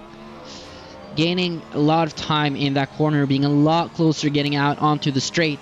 But it also did look like Russo got the better exit from using more of that corner onto the straight, not giving Oaks quite enough toe to start making his attempt at passing.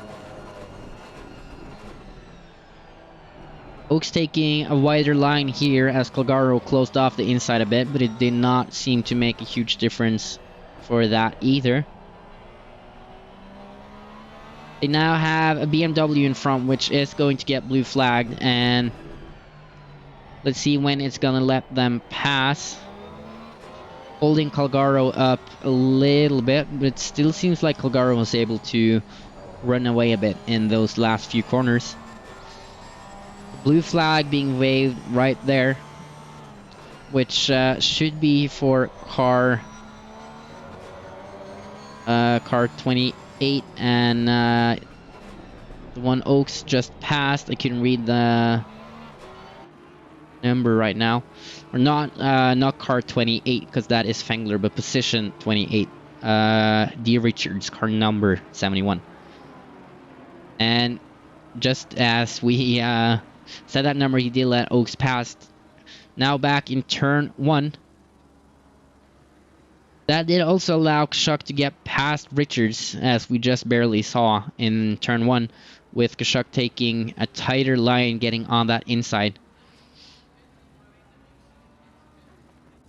Oh, and Dave Young now having the fastest lap with a 2:08.2, having run away quite a bit from Fengler. Fengler now has a 3-second gap to close, while Young, on the other hand, has 0.8-second gap to Lawrence. This is going to be good points for Young if he's able to secure that 3rd position. And again, from Lawrence up to Chmielewski, we have 19 seconds, and then a 1-second gap between Chmielewski and Mooney. So, like I said in the beginning of the race, it seemed like Mooney and Chmielewski would run away with the lead, which has absolutely stayed true so far. Ike Sky having just lost the position to Paul Anderson, but he has made his way from 24th to 19th, which that 19th position is not good enough quite yet to challenge Fengler and Young in the championship. Now making his way up to 18th, which of course in the long run every single point counts. So this is good points for him, but he is also going to have to race his way up quite a few more positions before he's going to be able to challenge Young and Fengler in the overall standings. Becker also closing in on Jardine. Seems to be pretty much unchanging in the midfield as far as I can see right now, with Oak still in overall 7th and Becker down in 12th. Looking at the overall standings, Richard Oakes does have a 4-point lead and looks to be extending that further. And tied in 2nd is Patton and Becker. So Becker definitely need to get those points if he is going to be able to contend for that top spot as of right now. But Oaks has, as far as I have seen, stayed rather consistent, staying in more or less the same position. We can see that his lap times are staying pretty consistent across the board.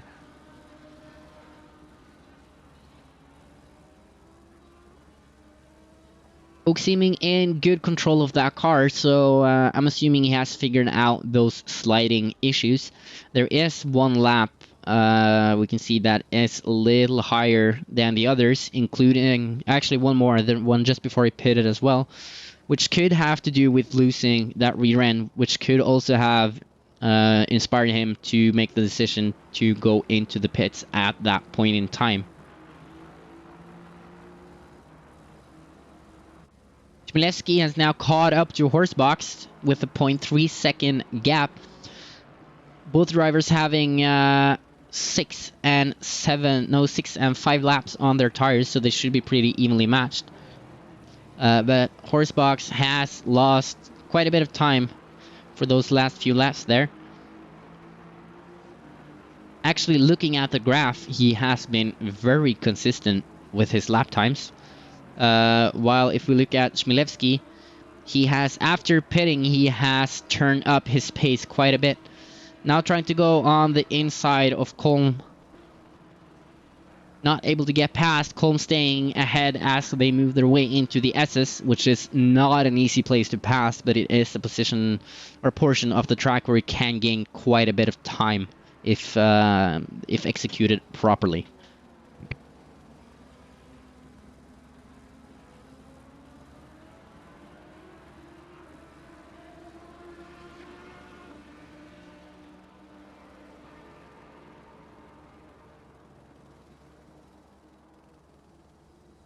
Looking at the head-to-head, Chmielewski did gain 0.3 seconds last lap. Also actually losing some time to Lawrence, who's able to make that gap smaller. But Lawrence himself is being hunted down by Dave Young as we speak with a 0.4 second gap. Fengler must have had an incident because he's now down in 8th position and is being chased by Hagen. Actually, Fengler has been in. He just changed his tires. So I'm assuming he had some sort of incident where he did damage his car. We did see him lose the car a bit earlier, but I don't think that was it, as he stayed pretty much on track. But something has inspired him to go in. I don't know if he made a mistake with the tire management, if what I said earlier about tires wearing out quicker is correct. Maybe he felt his tires start going, or he has taken damage and has now gone in to fix it. With Hagen now at a 0.4 second gap, trying to chase Fengler down. Having driven little over half a lap, Fengler does not have, I'm assuming, the correct tire temperature just yet. He is going to get that temperature up pretty soon, which will erase Hagen's temporary advantage. You see the gap increasing now, which I am assuming, again, that's due to the tire temperature now having reached the correct point and erasing Hagen's advantage. And as we're looking at this, up in the top, Chmielewski is now back down to a 0.6 second gap. So Mooney is still pretty well in control of this race. Backer is still chasing Jardine, now at a 0.3 second gap again.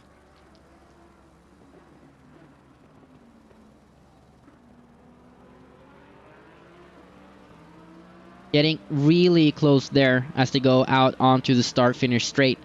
If he can execute that move correctly and use that toe, he could be able to get that inside line, but he breaks a lot earlier than Jardine and loses out on time. But Jardine does go a little wide, but it was not enough to let Backer get past. I also did have a little voice in my ear just informing me that the pit window has been closed, but as far as I can see, all the cars have been able to get their tire change done in time. Dogmeat, after pitting, is back down in 27th, now trying to chase Patinen.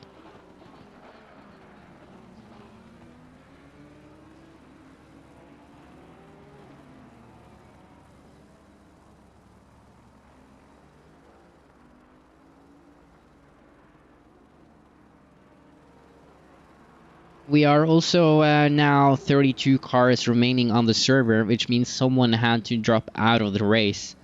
Again, it's like I mentioned in sim racing, you can have all kinds of issues with the computer, with the software, with your wheels, with your pedals, all that kind of stuff, which it's definitely an element to it. Fengler, going off track here. He was getting very close to Russo, but lost control a bit there. We got in just a little too late to see what actually happened.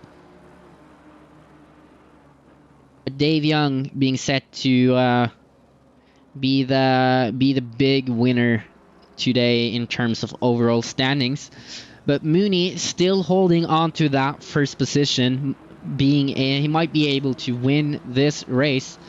As long as he can keep racing as well as he has done all this way, it should be no problem for him to cross that finish line as the first driver.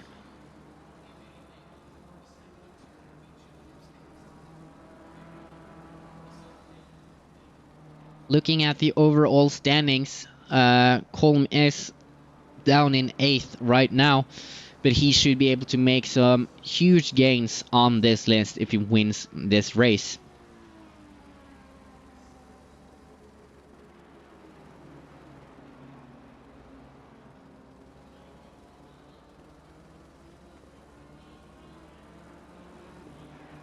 Super tight racing out here right now.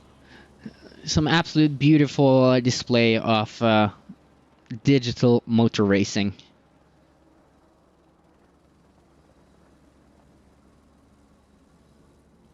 Now making their way onto the long straight, Fengler was able to get past by taking a tighter line.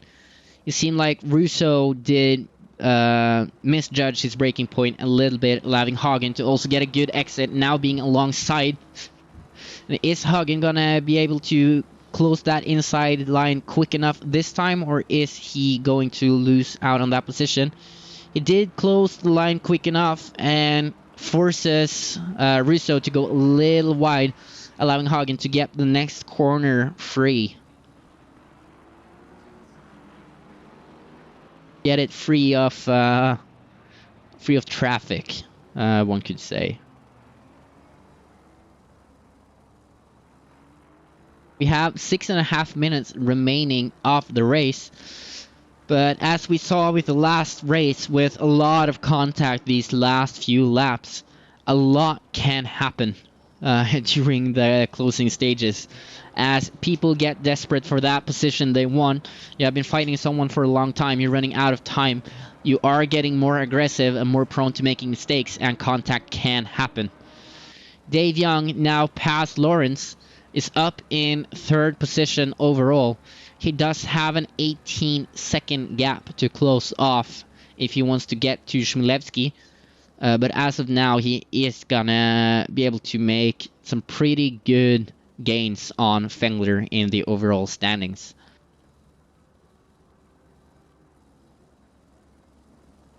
Lawrence still pretty much keeping up with Young, but Young seems to be just a little bit faster on most of the track, being able to run away.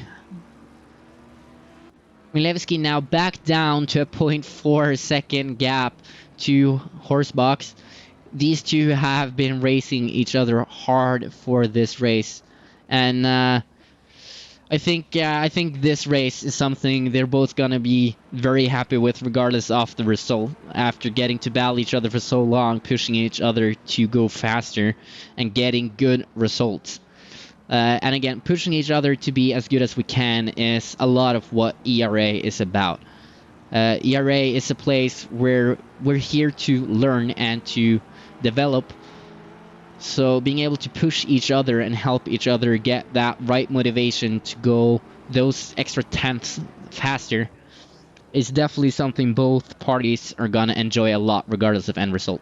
When we do have an incident in turn 1 here with I couldn't see who spun, but I was assuming it was one of the cars that was getting blue flagged. With 4 minutes left, we are again approaching the point where they're gonna start noticing if they haven't taken care of their tires. With only 1 lap separating the tire age of Mooney and Chmielewski, the deciding factor when it comes to the tires is just gonna be who has been kinder on their tires when it comes to the management.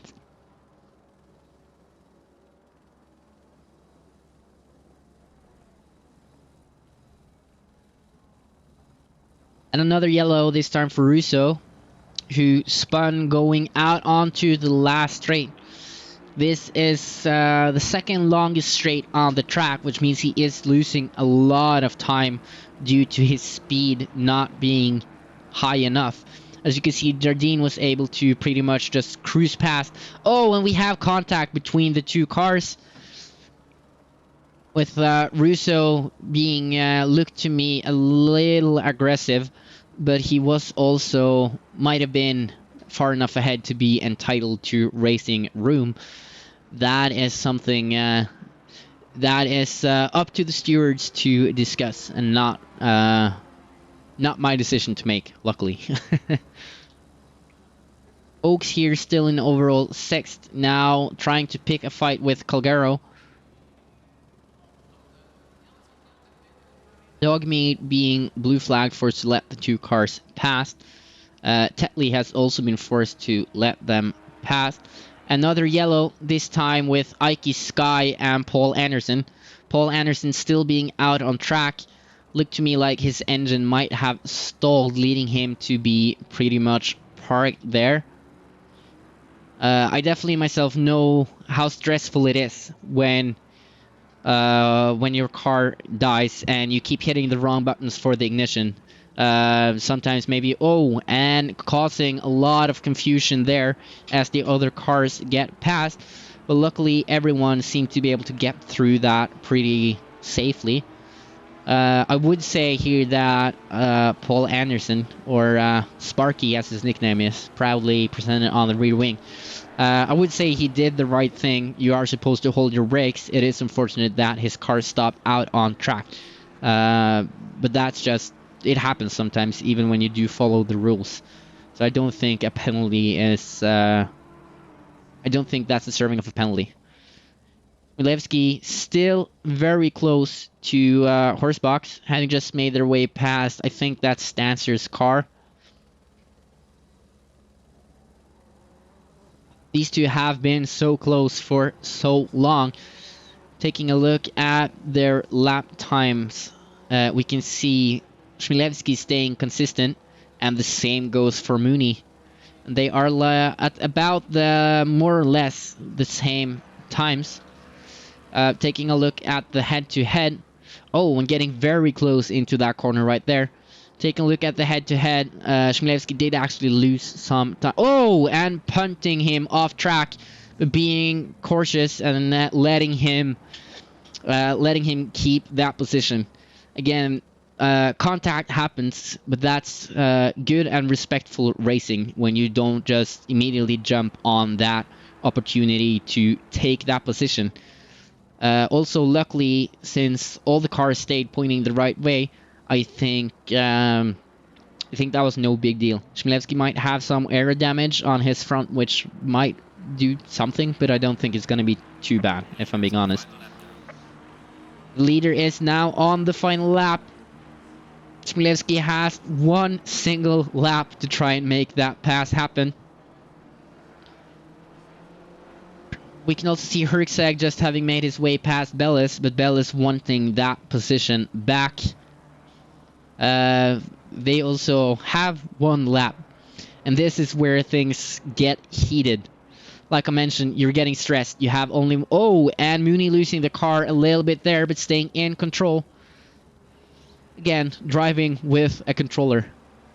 Chmielewski making an attempt, but Horsebox being able to take that inside line and stay out in front. Having just made their way through the S's, the gap is now at a 0.2. This... Oh, and a yellow flag for Fengler. I kind of want to take a look at it, but... And there we go. Oh, and a beautiful, beautiful switchback from Mooney. I kind of want to see what happened with Fengler, but this battle is just too good to not stay with it. After that good switchback, Horsebox is now again 0.4 ahead, making their way through the long straight. This might be the last good opportunity Chmielewski has. He tries to go for that inside, but Mooney does the same thing, closing him off. Oh, Mooney losing the rear of the car a little bit again there. with those spins, his tires might be starting to get warm, which does mean they are going to wear out faster. And with hot tires with low grip, you might make mistakes. But tire management should not be too much of a concern when you have 3 corners left of this track. They have made their way through the right-hander. Smilevsky getting super close, but also losing his rear a little bit right there. Horsebox now has a single corner left before he can win this race. Staying in front, getting a good exit, Leader has finished the race. and crossing the line right there.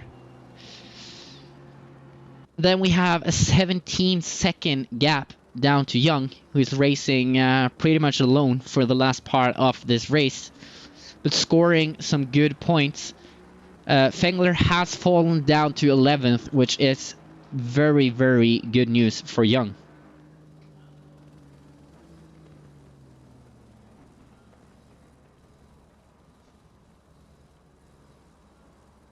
And Young crossing the line, Oaks crossing the line, and a car just going Mach 10 into the wall to celebrate the end of the race. But as I was saying, Oaks ending this race in overall 4th. That is a very, very impressive performance from someone who was afraid of losing the car and not being comfortable with the new controls. Hagen crossing the line in 7th. Van der Haar crossing the line in 8th. Becker making his way through the last corner, crossing the line in overall 9th, but 2nd position for the AM split. So he is definitely still in that title fight. Pengler here coming through the last corner, crossing the finish line in 11th. Now we have seen some cars starting to leave the race already, which always makes it a little bit harder to keep track of who actually finishes where. But I can see that the race labs overlay seem to still be correct, which is good news.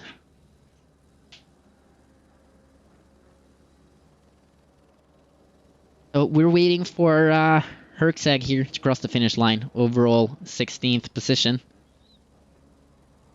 And we are now going to try getting the winners of this race into the interview studio. I just have to send them a quick message on Discord telling them to get ready. Of course, our dear horse box is going to be used to getting into that waiting room, but we're still gonna send a text.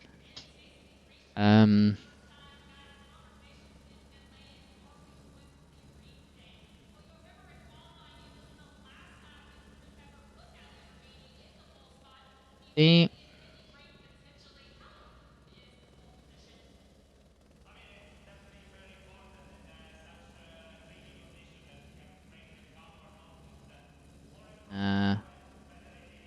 One more second and those texts will have been sent.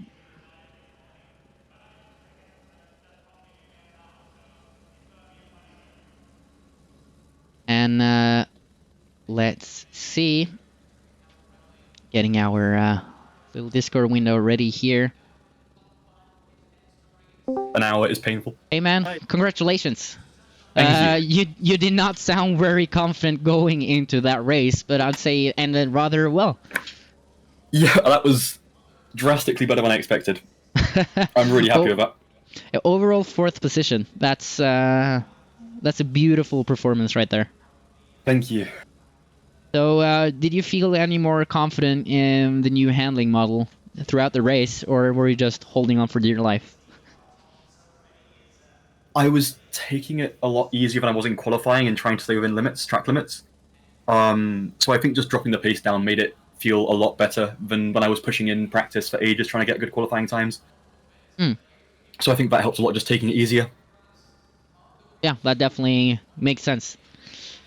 So you were involved in quite a few battles, and it was cool seeing you actually properly fight a bunch of the silver guys. Yeah, I wasn't expecting that either. That was really reassuring as well, because I was kind of worried about being moved up to silver if I couldn't compete. So it was nice to actually have battles with them and be able to keep up. It's my prediction is if you keep driving like that, you are probably getting moved next season. But again, overall fourth this race, you would still be able to score quite a decent amount of points, even in silver. Yeah. Oh, I wonder as well if maybe I was helped by the fact that no one had setups. Yeah, Because I think a lot of the guys here use other people's setups and don't know how to make them themselves. Yeah, it's definitely me included. I don't know how anything works. I bought setups for the last patch. Right. So Yeah, I think I imagine I might lose some pace relative to everyone else once they have new setups out they can buy. That might drop me back down again, but I'm really happy with that race at least. It's you were already in the lead, and now that lead is growing a bit. So for next race, maybe some other tutorials and stuff have started coming out. So I think definitely this race is where it's going to have the biggest impact. But I also think it's going to next time people still aren't going to be that used to it. So I think next time as well, when you did this well, you might have a little bit of an advantage for next race as well. It's just my guess. Yeah, I think you're probably right. Then after that, the advantage might start getting smaller again. But again, you did have the most points in the split also before this change, so you shouldn't contribute everything to the new patch. True. I was a bit annoyed at myself last race because I took out the leading car, Melko. I think you saw that on the stream. That was really sloppy on my part. Yeah, I think we saw that. I can't quite remember right now. So I was frustrated with myself last race, the consistency being poor and just taking out someone else, and I felt very all over the place last race. So I think I was lucky to score as many points as I did. I think normally if I messed up that badly in a split, I'd spend too long in the pits getting repairs and drop down further. But yeah, once again, congratulations and have a good night. Thanks a lot, man. You too. Thank you. And Hello, Colm. I keep just pulling you guys over. I'm actually gonna pull Darius in here at the same time to get a conversation between you two. Yeah. Hello, Darius. Welcome to the studio. Hi, Adrian. I was definitely enjoying looking at you two battling for that last part of the race. Let's talk about that. I think you're both gonna be pretty happy with it, no matter who came out in front, just because you got so much time in an intense battle. Am I correct? Yeah, absolutely. Yeah, I'd agree too. It was Darius, Absolutely great time. masterclass with you, mate. You had me on my toes from start to finish. Like, yeah. Yeah, 'cause I saw you were able to, for parts of the race, Colm, you were able to run away a bit. But then Darius caught back up, and it was just intense fighting. Yeah, I think every time I got a gap, I was going grand, and then traffic. It was traffic that was my killer, honestly. All in all, I think me and Darius were very, very close on pace.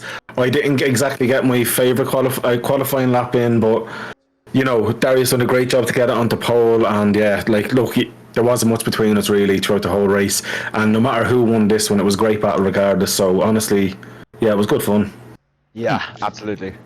We looked. I looked quite a bit at the lap time graphs during the race, and you were both driving crazy consistently. Yeah, until the traffic. Until the traffic. Yeah. I think congratulations are in order, Colm, and winning the race on a controller. I think people are gonna be talking about that on the ERA Discord for a long time. Not bad Yeah. for a commentator. Fucking amazing for a commentator, I would say.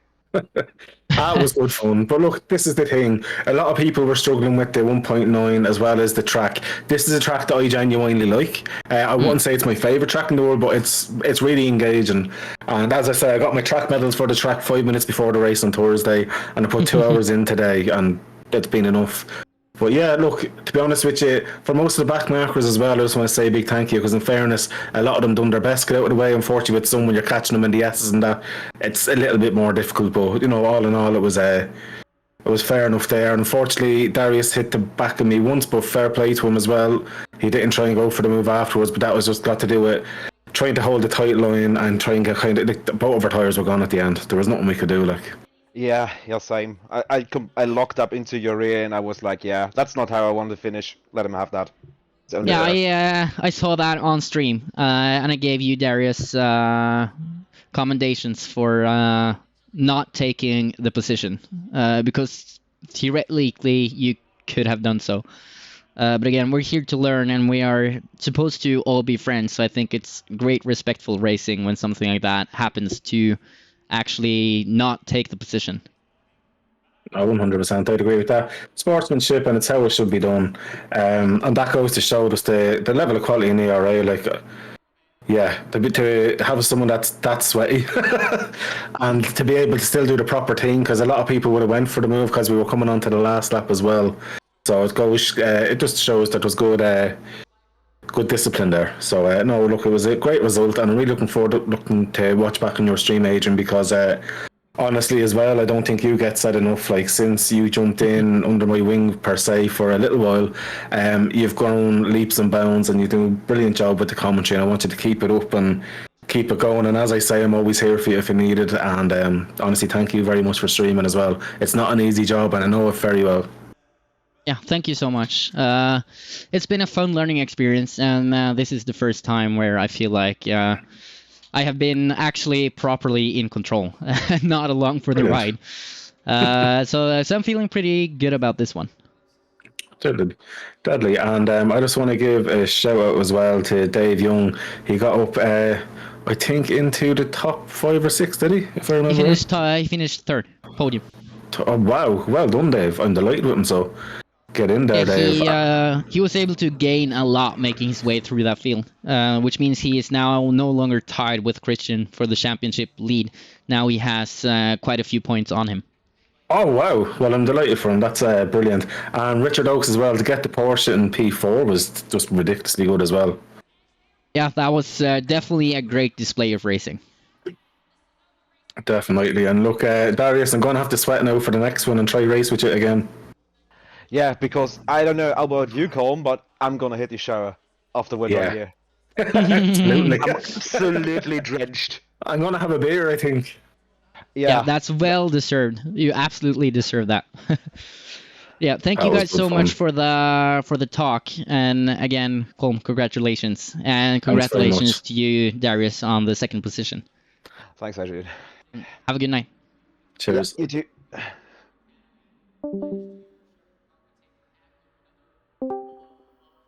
Good evening. How are you? I'm good. Had a great race. Started in the back, finished P9.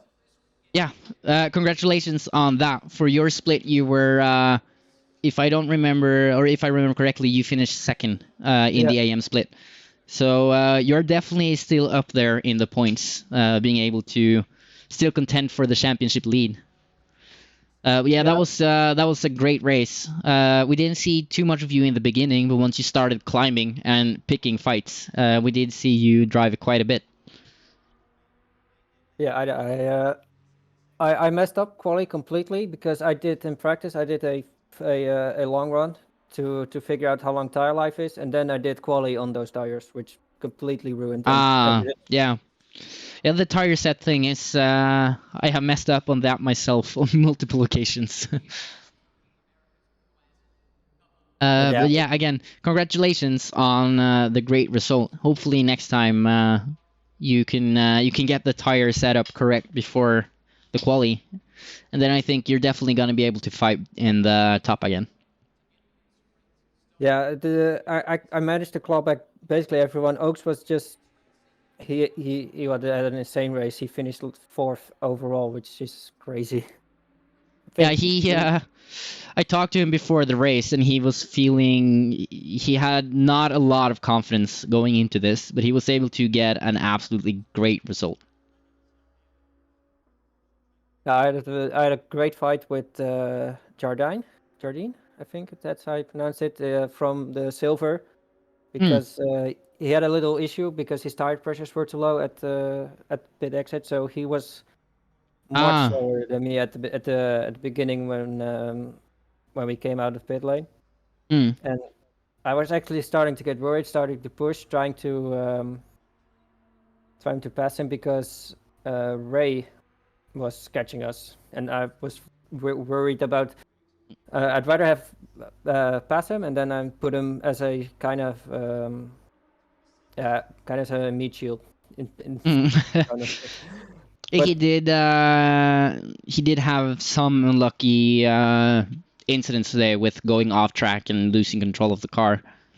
I mean, I think this track with the Porsche, again, I don't like the Porsche personally because I just can't drive it.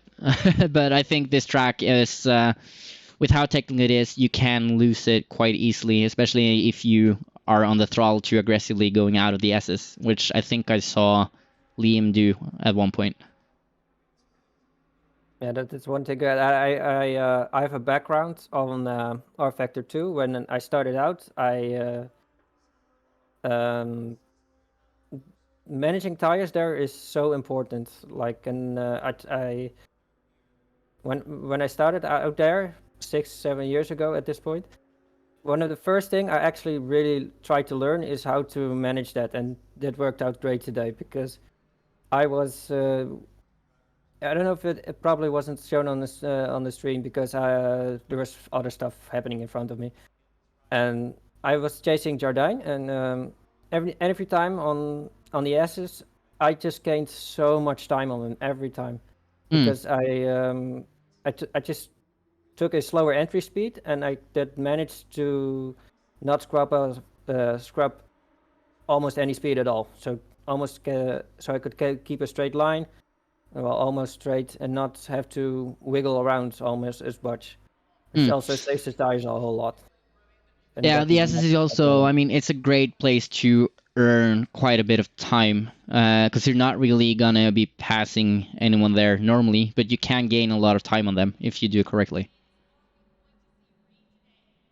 Yeah, I hope the stream was fun to do. I caught a little bit of the interview between the winners of silver. So you already said that it went great. It's I'm feeling more and more confident every time, and this is the first time where I've actually felt in control, which makes it a lot more fun to do.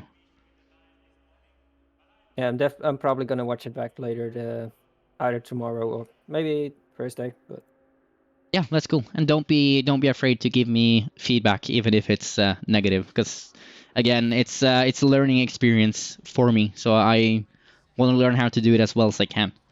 yeah, okay. Perfect. Thanks for having me. At least. Yeah, thanks for the talk, and have a great night. Yeah, you too. Thank you.